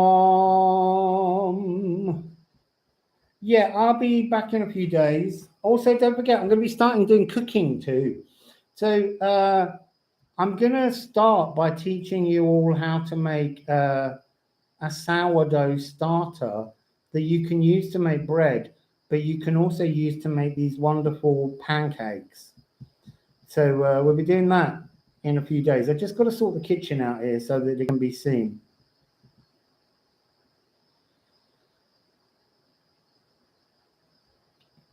Yeah, listen, it's people find it, Country Pumpkin, very difficult. They don't like to see. Yeah. Well, there's the sourdough starter recipe is already on. If you type in rustling around bread, it'll come up in the bread recipes, but I'll link it all in when I do the video.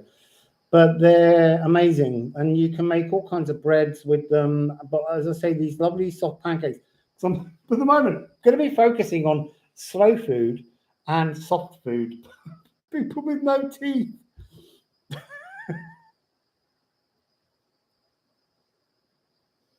Wassail lovely bollocks. Oh, I love singing that.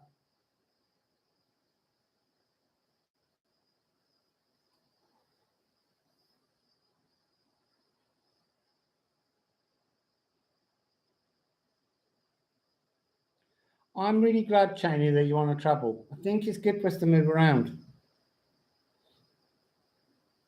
Yes, it's perfect for Taurus season. Greedy Taurus. Give me a sofa, give me a TV, give me some chocolates, and then all piss off, will you?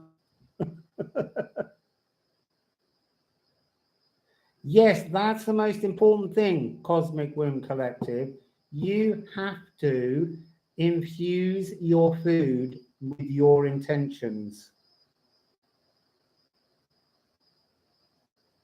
Yeah, we've got, I hope to help you to learn to cook. I cook mostly everything I eat. I don't buy many things that are ready-made. And it's quite a good thing because, you know, if you're someone that eats a lot of cakes and biscuits, you can't be bothered to make them. You can't have them.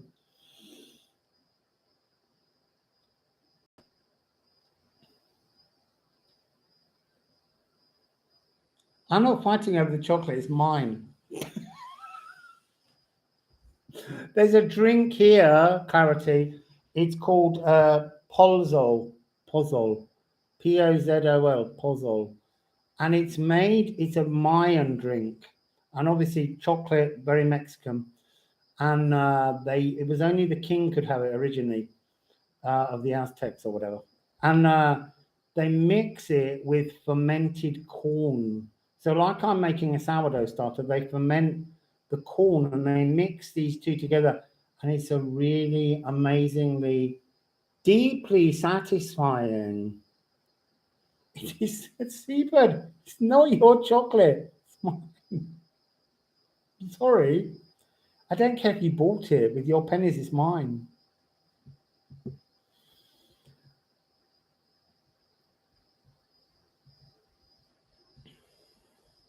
But it's delicious. Anyway, yeah, that drink. It's made with water, ice, chocolate. And they roll the chocolate and the fermented corn into these little...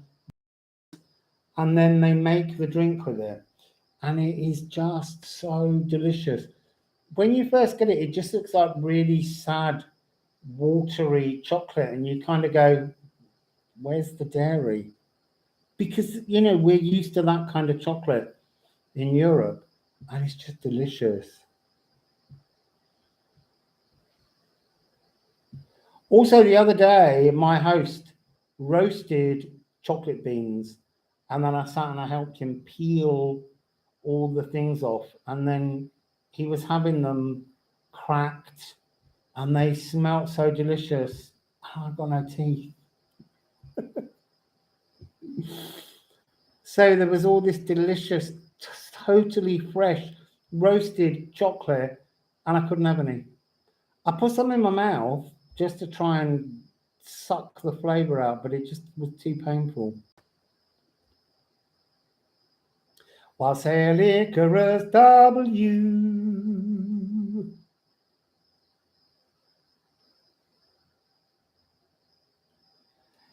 Teresa, do you know I once had a chocolate in Paris. It was white chocolate matcha drink, hot white chocolate with matcha. It was beautiful. Yeah, I'm not so keen on chili pepper chocolate. I keep trying.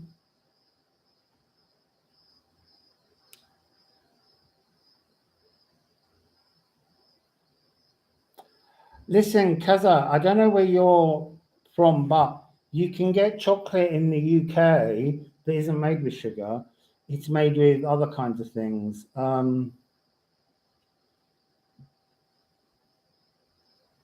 think there's agave syrup ones. Yeah, he didn't. He just cracked it and put it all over his breakfast cereals. I was just like, Cocoa and cinnamon in sweet potato soup is delicious. I'm going to be learning how to make mole, which is a savory brown sauce that they make here with chocolate. It's amazing. I've made it once, but I need to make it again to learn a bit better. I tell you what's one of my favorites with chocolate is cardamom. Cardamom chocolates are amazing. Well, chili was one of the original things that was in chocolate in Mexico, where it all started.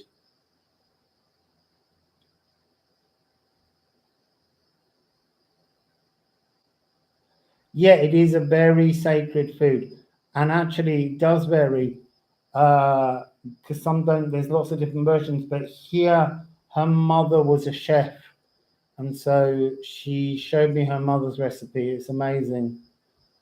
We filled tamales with it and made tamales, and we picked all the banana leaves here in the garden in the orchard, and then you burn all the banana leaves before you actually make them.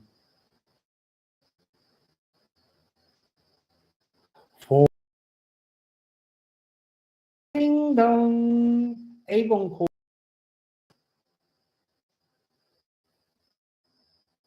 Does my domestic partner read cards? I haven't got a domestic partner. I haven't got any partner. All on my own.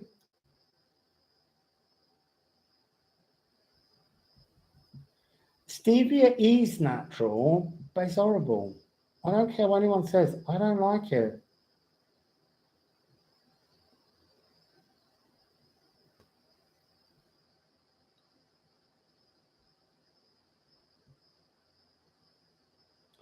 Nice Eve, a little bit of chocolate syrup in.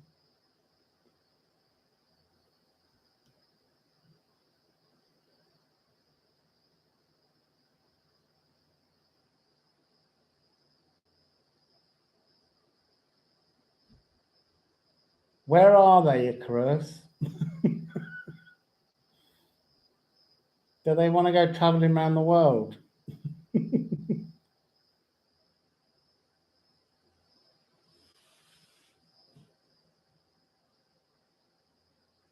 Yes, it is legal. The weirdest thing is that they made gay marriage legal. Originally, it had civil partnerships, but they wouldn't let straight people have civil partnerships. They could only get married.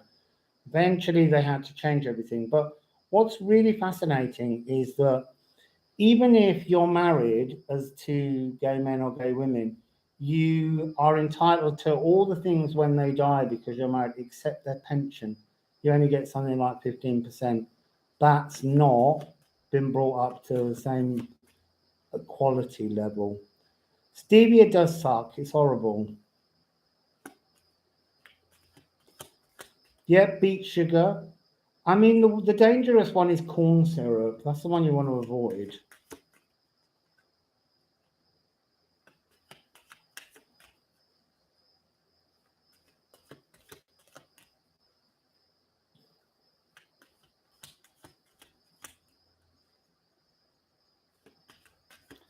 See, Kaz has got a guilty secret. She's nibbling chocolate for the first time in 2 years.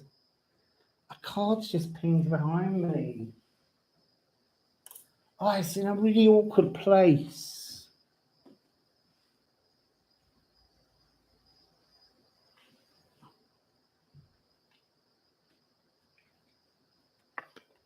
It's another of these energies. Look, this is Aries energy. No, Pisces. New book, right? I think of it Aries because there's something, but it's almost like the Aries 0 point. It's that energy again. 0 point energy coming up.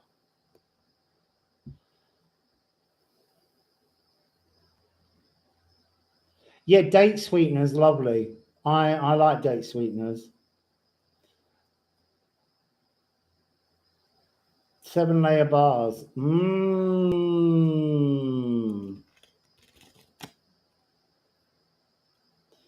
Well, if you go over to my website, there's lots of recipes on there that I used to do.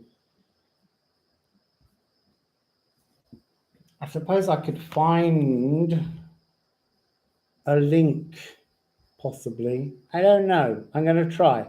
Let's see how clever I can be. So,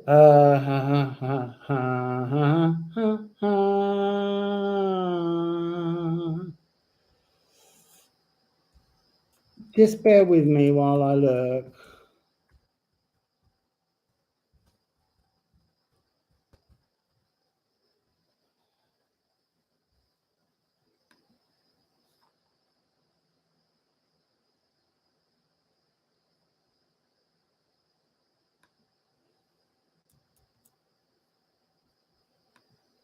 So, look, here we go. There's the link.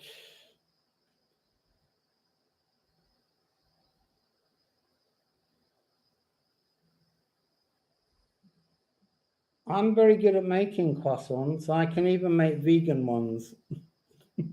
I had to make my own vegan butter to go inside, but I can't get the Oatly creme fraiche here, so yeah, we love a bit of maple syrup.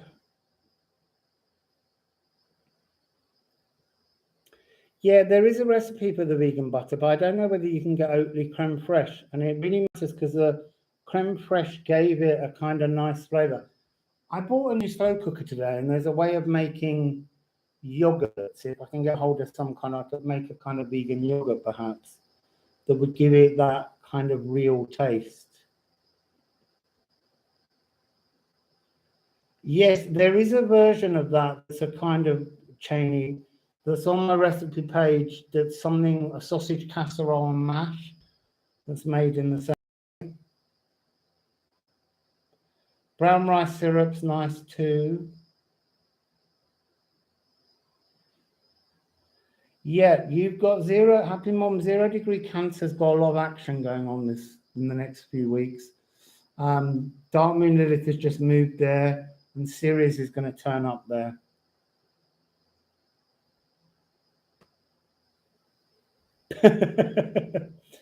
The thing is, what's really weird about vegan butter is it's a very complicated thing to make on the whole.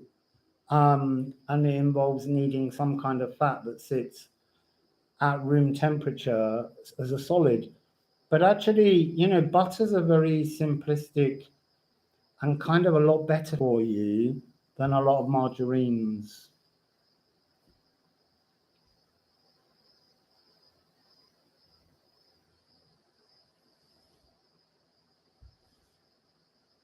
So I keep saying I'm going, and it's like 2 hours. We're just sitting here going, wah, wah, wah. Food, food, food. Yeah, coconut is solid at room temperature. The only thing is, as someone that was having to rely on that a lot, you get fed up with everything tasting a coconut. And everyone gets really angry with you if you want to use palm oil. But some palm oil comes from other places where they're not hurting orangutans. You know, you can source things. But where I am now, you can't get anything. It's just like, this is all we sell. They don't offer you, if you want to get some beans, they don't offer you a variety of beans. It's just, they're the beans. Wassail truth. No, listen, I know Irish butter and all that kind of stuff. What you really, if you really, really, really want to know what butter should be like, you need to buy Normandy butter or Brittany butter from a local farmer who has his cows only in grass-fed fields, because you can take it straight from the fridge and it spreads, because it has and made false with lots of water to make it go further. So true, really artisanal butter in France is amazing. Yeah, I do a lot of olive oil, but even here I can't get really nice olive oil. You just get one type. And I'm like, I like really good quality olive oil. The olive oil I had in Portugal, in one of the stays, they grew the olives in their garden and they packed the olives into jars full of their own oil. That was heaven. Yep, you can make your own butter. It's not hard. And here you can buy raw milk that hasn't been pasteurized.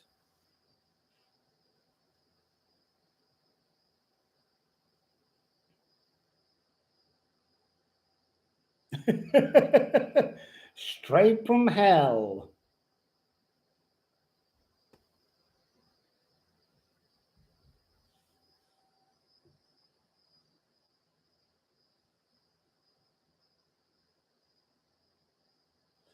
Oh yeah, you really should. The only thing is, I don't think France, Greece, and Italy or anywhere right at the moment's got any food. From what I read, no one's got any. Nice. Well done, Icarus. It's good to make our own things. It makes us appreciate.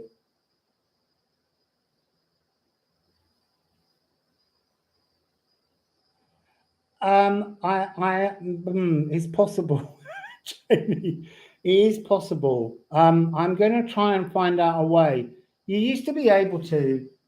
They used to convert everything to my own currency, and then they stopped doing that, and I haven't been able to move it. But at some point, I'll get them out. I'll work it out.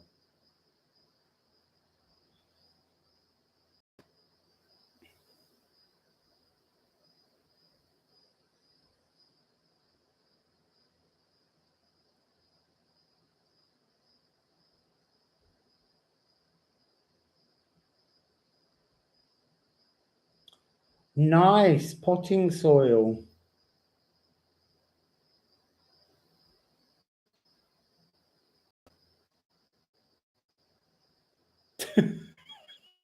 All this devilish talk, you'll be calling back Tarot Destroyer.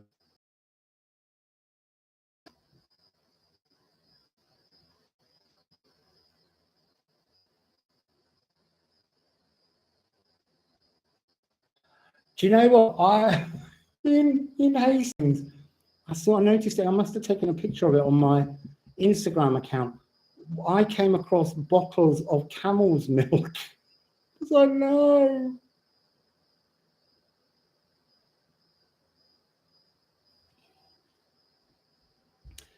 Clarity, there's a really interesting Saxon medicine book. And if you type in BBC Saxon medical book MRSA, it's a recipe that uses red wine, garlic, onion, and some part of the lining of a cow's stomach. And when you mix it together in the right ingredients, it's antibacterial from the Saxon period, and it can kill MRSA. And they went, I don't know how that works.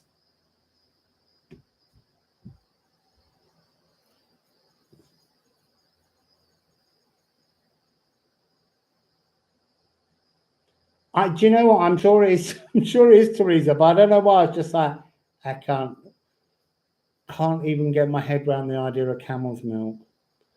But it's all relative because we're used to a different kind of animal. Yep, that's always very good. Ginger's an antiemetic, so it stops you vomiting. Lemons, cloves, hot water, and honey. Honey for colds and the immune system.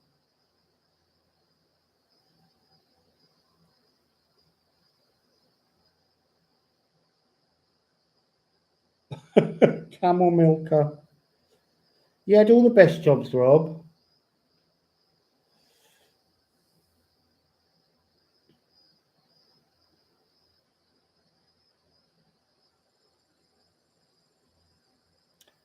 There's some amazing Romanian recipes, Happy Mom. There's a new book out called Carpathian Recipes or something. A woman's just brought out. I can't remember her name. It's got some nice stuff in it though.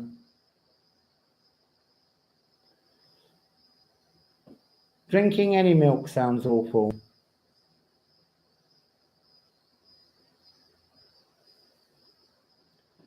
Am I having trouble with PayPal? No, well, yes, in that they suddenly decided that whatever currency people sent me money in, they would put it in separate accounts. And I can't seem to move it into my own currency.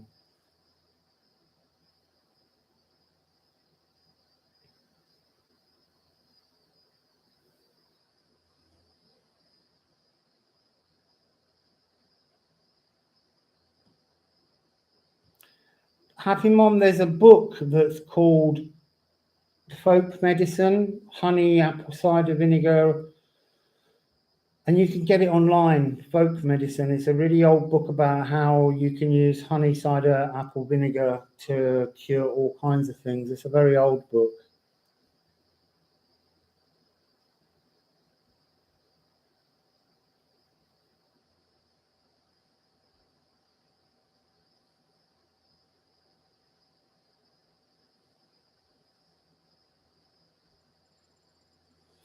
You sent US dollars today. I will, but it'll probably be in a US dollar account. But actually, sometimes I buy things in dollars so I can get that one.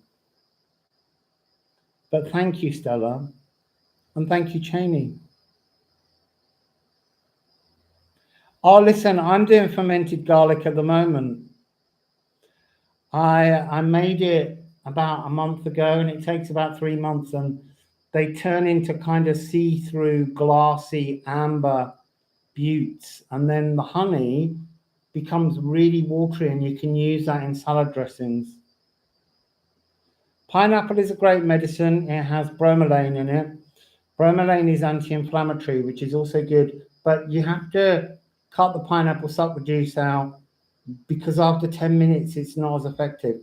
And they're now making cream with bromelain from pineapples. It's the only place in the natural world that bromelain exists, and they're using it on first-degree burns, and it's healing them. Yeah, black garlic is I love black garlic, Eve. It tastes like balsamic vinegar and sweets. It's like little kind of weird garlicky jelly sweets. Nice garlic and pineapple. Black garlic is smoked for about a month, and it turns into a kind of little sweet and sour licorice clove. They're absolutely gorgeous.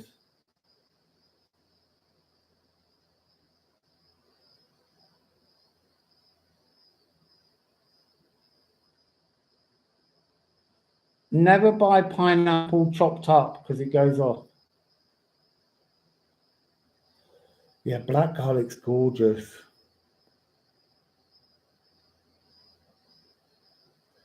I was once given 3 bottles of very expensive, highly aged balsamic vinegar that had been put in oak barrels.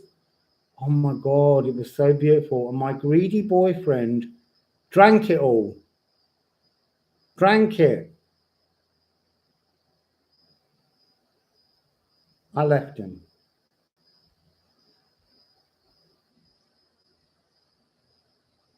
Yeah, the Hungarian garlic, the black garlic's not black, it's white garlic, but you smoke it for so long it turns black.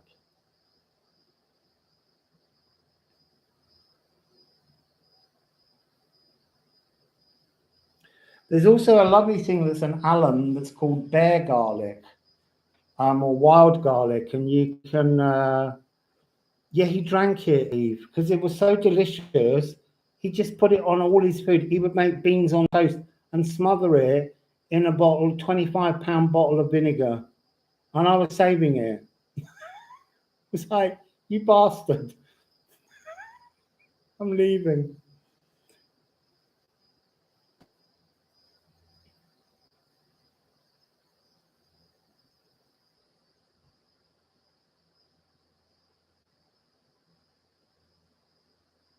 Yeah, it was selfish. It took me 26 years to realize just how selfish he was, though, Cloudy. No, he was an Aquarius. He was just totally selfish.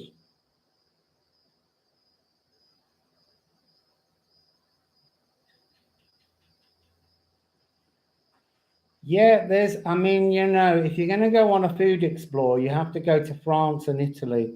You have to go. I went to a chestnut festival in Italy. It was heaven. But they do truffle festivals.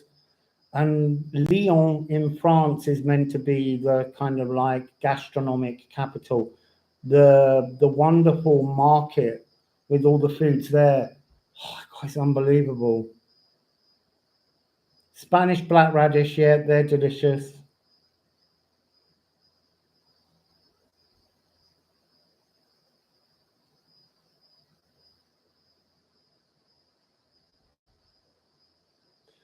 The place that you all need to go to is Peru, because you've never seen the variety of vegetables that they have anywhere else in the world. It's incredible. And it's the home of the potato.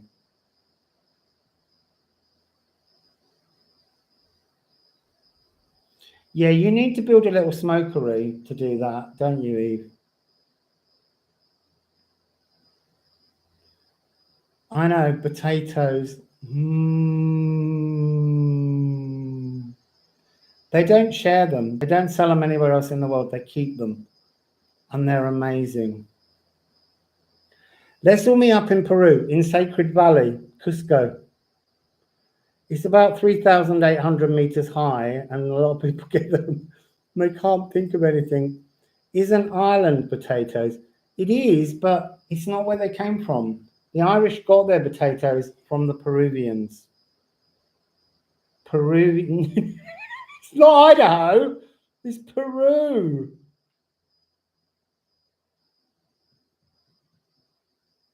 Yeah, sweet potatoes are amazing, but seriously, you need to explore the potatoes in Peru. Their yellow potatoes that they make chips with are so fluffy and soft inside. It's unbelievable. Oh my God, I wish I could eat all this food, eating soups and mash at the moment. Yeah, I can go with that one. Everyone should divorce an Aquarius.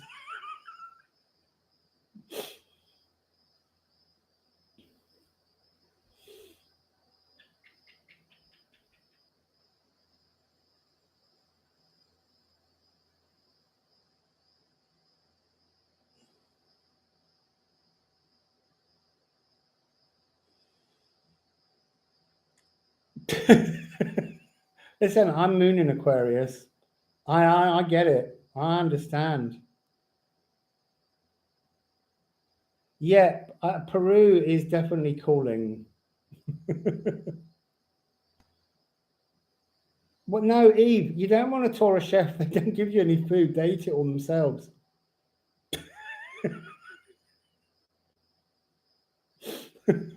Wassail Katie Tucker. See that Tucker? That's another name for food. Yeah, I did 26 years too long with an Aquarius.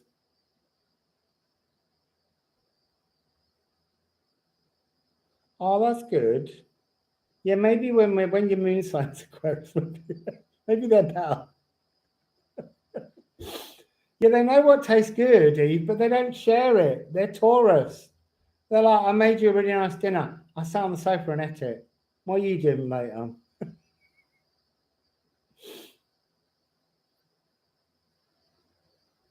Yeah, you see, and that's ping generation, Rob. That's the generations that are going to die young because there's so many preservatives and plastics and shit in all their microwave food.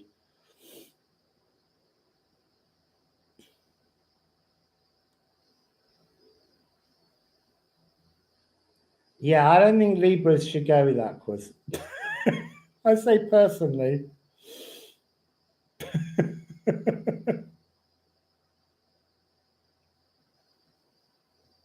It's so dark here.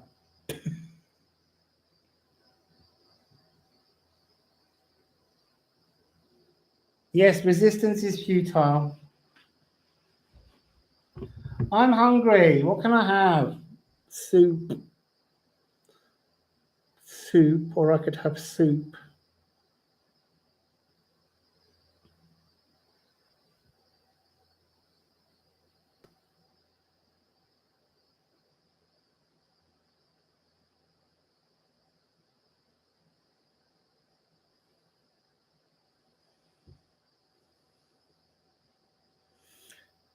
Yes, but here's the thing, Stella. I don't know where you live, but are you able to get hold of Bramley apples?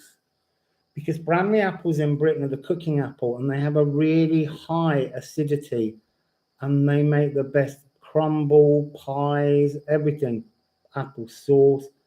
Yeah, can you get hold of Bramley apples in Wisconsin? It's near Rob.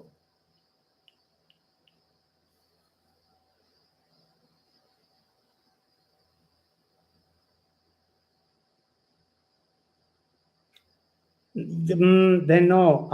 I'm sorry to be difficult, but Braeburn and Granny Smiths, they're the closest you'd get. But Bramley, you need a Bramley apple. They are cooking apples. They're giant apples.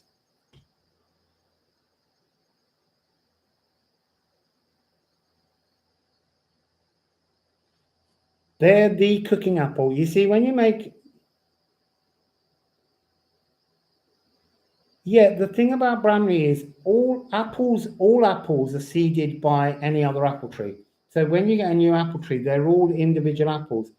And when you get breeds, they rootstock them. And so I can't remember where it is. There's a house where the original Baron-Reid apple tree is still alive. But all other Baron-Reid apple trees around the world are from cuttings of cuttings.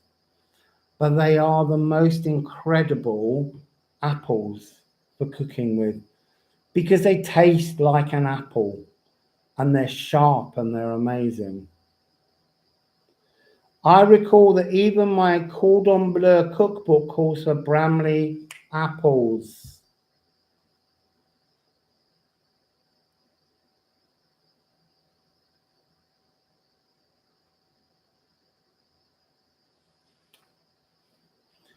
Cosmic Moon Collective, do you put pepperine in it? Do you put pepper in your sacral tonic? Because turmeric's good energy only unlocks in the presence of pepperine. You need to put black pepper in with it.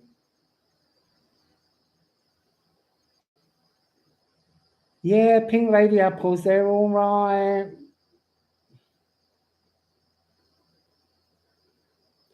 Yeah, but when you make Regula apples, you have to add a little bit of like lemon juice or something to sharpen it. I think you can you'd have to check what the content of the pepperine. I'm sure it would be with white pepper. I used to make it with pink peppercorns because it looked pretty with the yellow.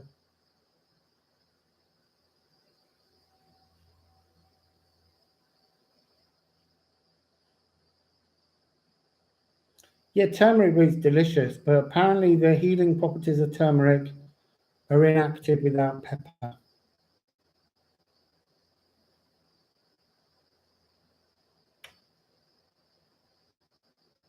I don't think it needs to be equal amounts, no. You just need a little bit of in there. The thing about with Bramley's cooking apple, called a cooking apple.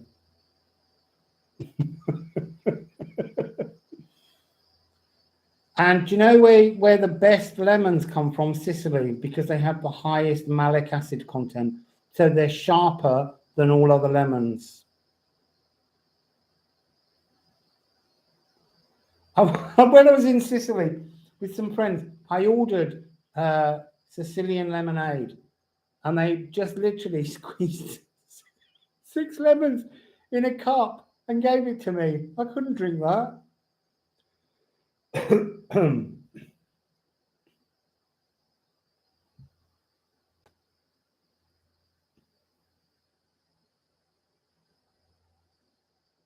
Yeah, I love lemon anything, but here it's all lime. Everything's lime. They call them limons, but they're limes. And just as I walk on the path down here, there's a lime tree, and you have to wait for the rough surface of a lime to smooth out, and then it's really... I know, it was 6 lemons in a cup. Yeah, I like it. Lemon water is very good for you. 6 lemons. Yeah, and mouthy lemons, they're good. Yeah, love a bit of lemon cake. I like a lemon curd cake.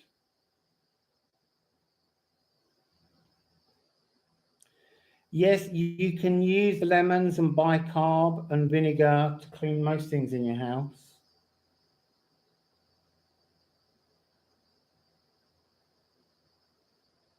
Going to interrogate you with some Sicilian lemonade. No, they don't have the same flavor. Limes are much more sour. They add a different note. It's a less sweet. It also doesn't have as much vitamin C, which is why there's a big joke about calling the British limeys, because you couldn't get hold of lemons as sailors, so they used to use lime. And they actually didn't stop the scurvy in the same way, or something. Yeah, I love mushrooms. I made yesterday which I will try and do at some point on my channel. I made bao buns. I don't know if you know those. Bao buns are a very light bread. You make it into an oval, and you oil one side of it, and you fold it over a chopstick. And then when they've grown, you steam them for 7 minutes. So they're a really soft bread. And you fill them with oyster mushrooms that you've kind of fried in sesame oil. And then I made a nice satay sauce to go over it. My favorite mushrooms are porcini mushrooms. If you can get your hands on some dried Italian or Polish porcini mushrooms and just put them in some boiling water, they make the earthiest, most delicious mushroom stock. Yeah, I made marmalade the other day because I found a Seville orange tree out the back. Yes, buns, bao buns, B-A-O, bao. They're from Korea.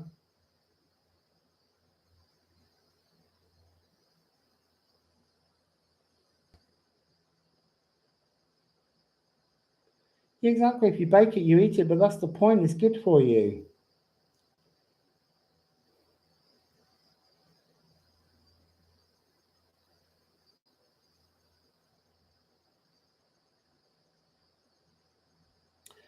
Lemon peel is really interesting because you need to kind of get, it's really weird. There's a whole debate where they talk about waxed and unwaxed because you don't want the wax bleeding out into your food. But unwaxed often has to be covered in so many nasty chemicals because citrus fruits go off quite easily. And so what's really nice about being in a country where they grow is they're really clean. Oh my God, I love me a dumpling. And that's basically what bao buns are. They're a steamed dumpling that you fill with mushrooms and things. Yeah, absolutely. Butter and garlic makes everything tasty. I was saying the other day, Katie, I was visited by Toulouse-Lautrec, and he had a cookery book that came out from a friend of his. And every recipe starts with take half a pound of butter. Thank you, Stella.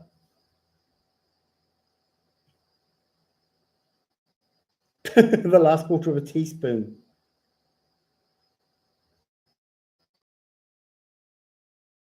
Actually.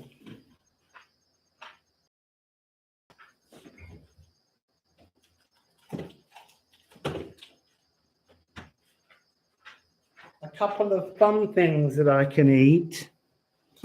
I bought myself some Inca fat, which is a vegetable fat to make dumplings with. I'm going to do them in my slow cooker. And I also bought this really weird soya. The strangest thing here in Mexico is the secretary of the Department of Salud, Health. She tells you with these little black logos what's wrong with all your food. This has got excessive sodium, and then you get exceso azúcar, exceso saturado fats. Everything's bad for you.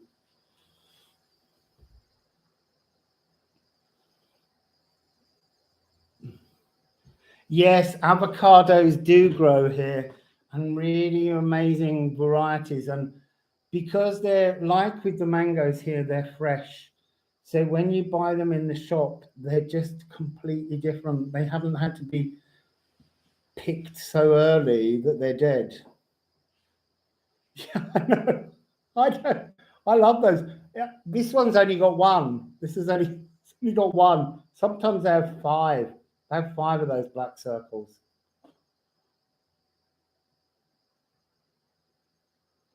I don't know whether they are, but Spätzle, I used to love Spätzle.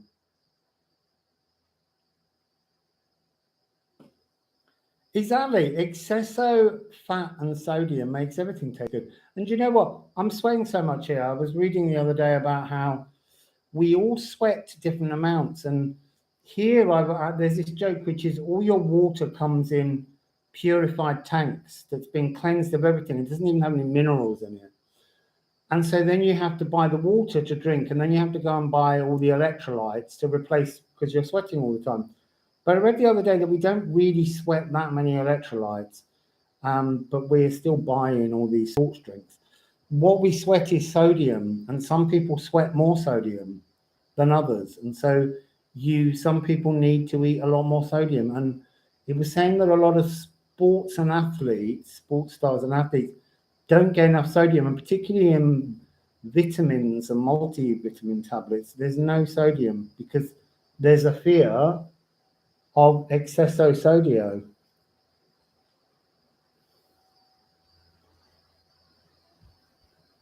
Yeah, they're cicadas, and it's mating season, and they're trying to get in quick, and they only sing at night. But then what happens is I can probably bring a mic over to it. It's rainy season, due any day, so they like to get all their mating out the way.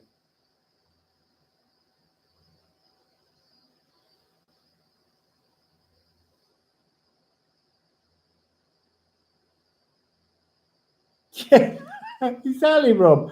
Everything is salt is evil, but apparently a lot of the stuff, the research on how evil salt is, was paid for by the sugar companies, so that you wouldn't notice sugar. I think that the problem with all foods is it depends on the individual body. It really does. Yeah, I'm still in Mexico. Mexico. Yep, soda has salt. Salt is essential. In fact, the percentage of salt in our bodies is the same as the ocean. That's quite salty.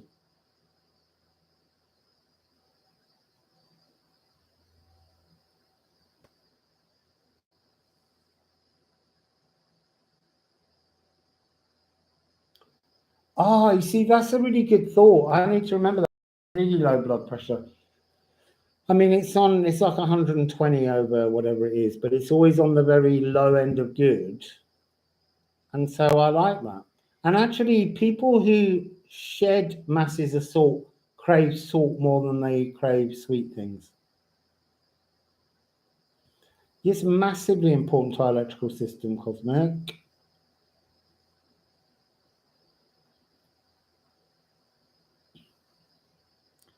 I know, exactly. I get to shove salt in everything. And a lot of people say it's the salt you eat. I have Himalayan pink salt because I like that.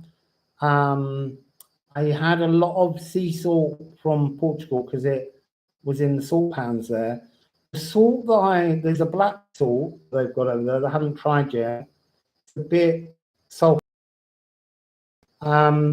But there's also a really wonderful salt which I've not been able to get because when I saw it for the first time in a shop in France, it was closed, and it's blue, Persian blue salt. I want to try it.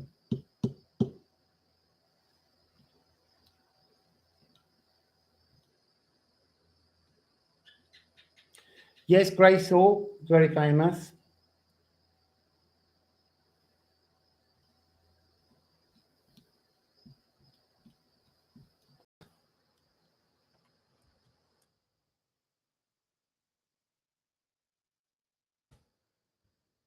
I just needed to type that because I needed someone to go Persian blue salt. I think I typed it and then it didn't turn up, did it?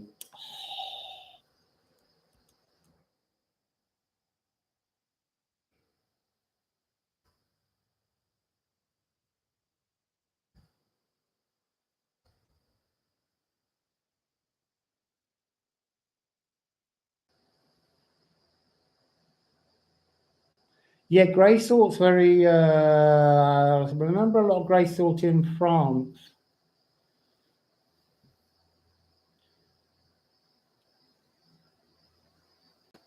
Yeah, I love the Himalayan, but I really want to try Persian blue salt. I'll say that again, Persian blue salt. I don't think it is cobalt, no. I don't know what it is. I think it's just something in the... It's not like it's fully blue. It's a white salt with speckles of blue in it. Oh, I love Persian food. There's another really interesting salt. It's not a salt. I saw it in Portugal, but you can also get it. It grows in Britain. Samphire. Samphire is a very tall, thin, green plant that grows around the edge of the sea and oceans, and you can dry it and grind it into a natural. It's so salty, and it's beautiful. It's got this wonderful greenness to it, but it isn't salt. The other thing, if you are in danger of salt and have a problem, you can get liquid amino acids, which are made from corn, and they're not salty, but they taste completely salty. Yeah, Nordic grey is very high mineral content.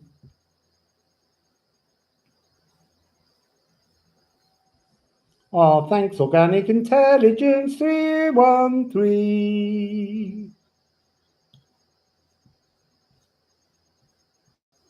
Is salt a spice? No, I think it's a condiment. I think it's just considered its own thing, because we all need salt. In fact, many early civilizations were founded in areas where there was salt, because salt was a really important commodity to trade with. Yeah, I love seaweed.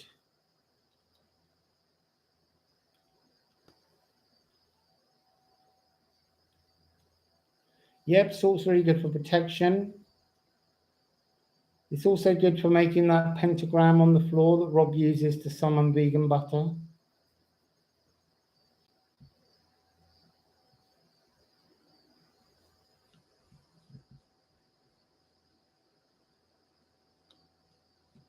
Yeah, lemons do absorb negative energy. There's a plant here called the moringa tree, which I was reading about today because it's one of the national trees in Bali, and they use it to sweep over spaces of dead people to keep them free, because it's the tree of the gods. And they said I can make a tea with it. I'm going to do that tomorrow.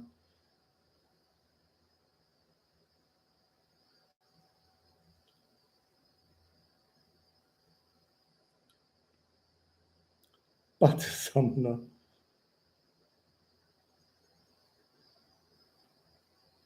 Yeah, the moringa tree. It's a superfood, apparently.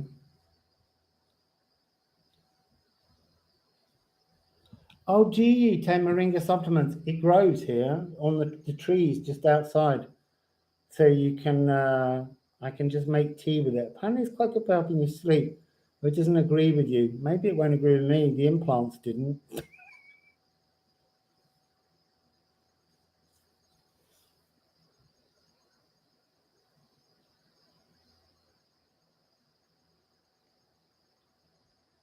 Yeah, porcinis are the best mushroom.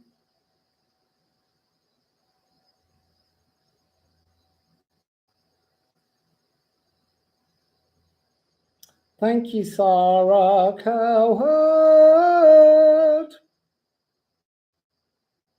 Yeah, it's time for my meditation on some food. Bye, Bright Star.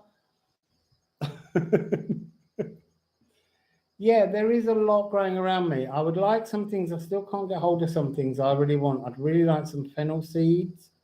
I'd like some anise seeds. And I'd like some cardamom pods. But hey ho, you can't have everything.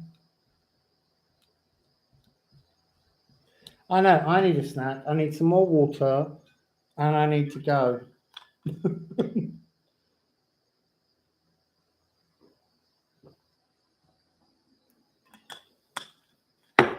Oops.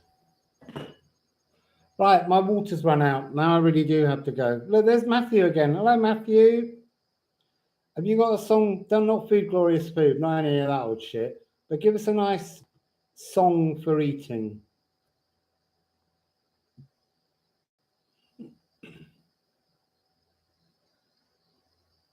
It's a pleasure, everybody. Is it really good for breast milk production? See, cardamon's good for sperm.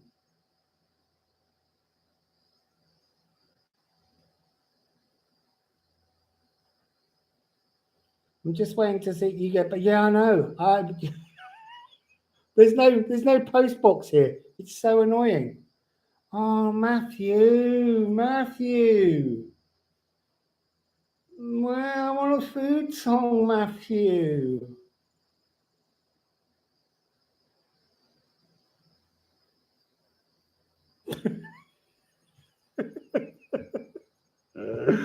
Oh, it's lovely to see all of you. Matthew's not got a song for me.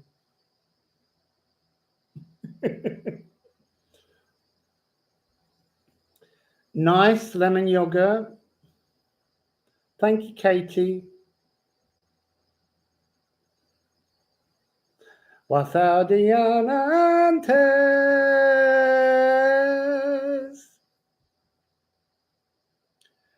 I'll have to, Stella, I have to try and find out if I can get a postal address because there's no address. The thing about here is you can't get in the gate. It's locked. So I don't know how they get their post. It's a bit like you have to go to DHL and places to get anything here, I think.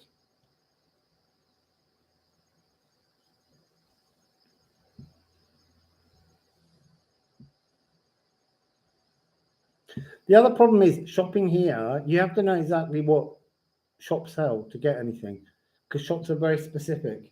There's a shop I saw the other day and they just sell bleach and fizzy pop. That's a weird combination.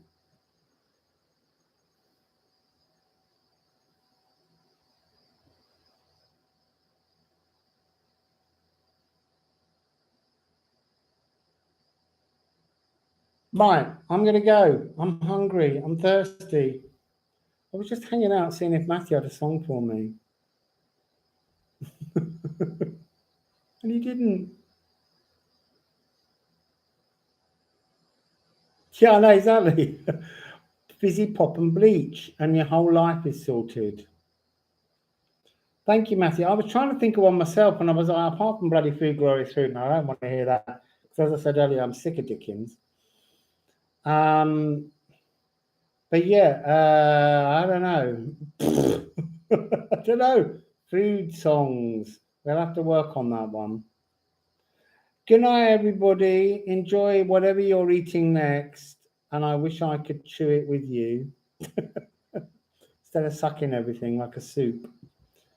Wassail beautiful people. Look, E.T., go home.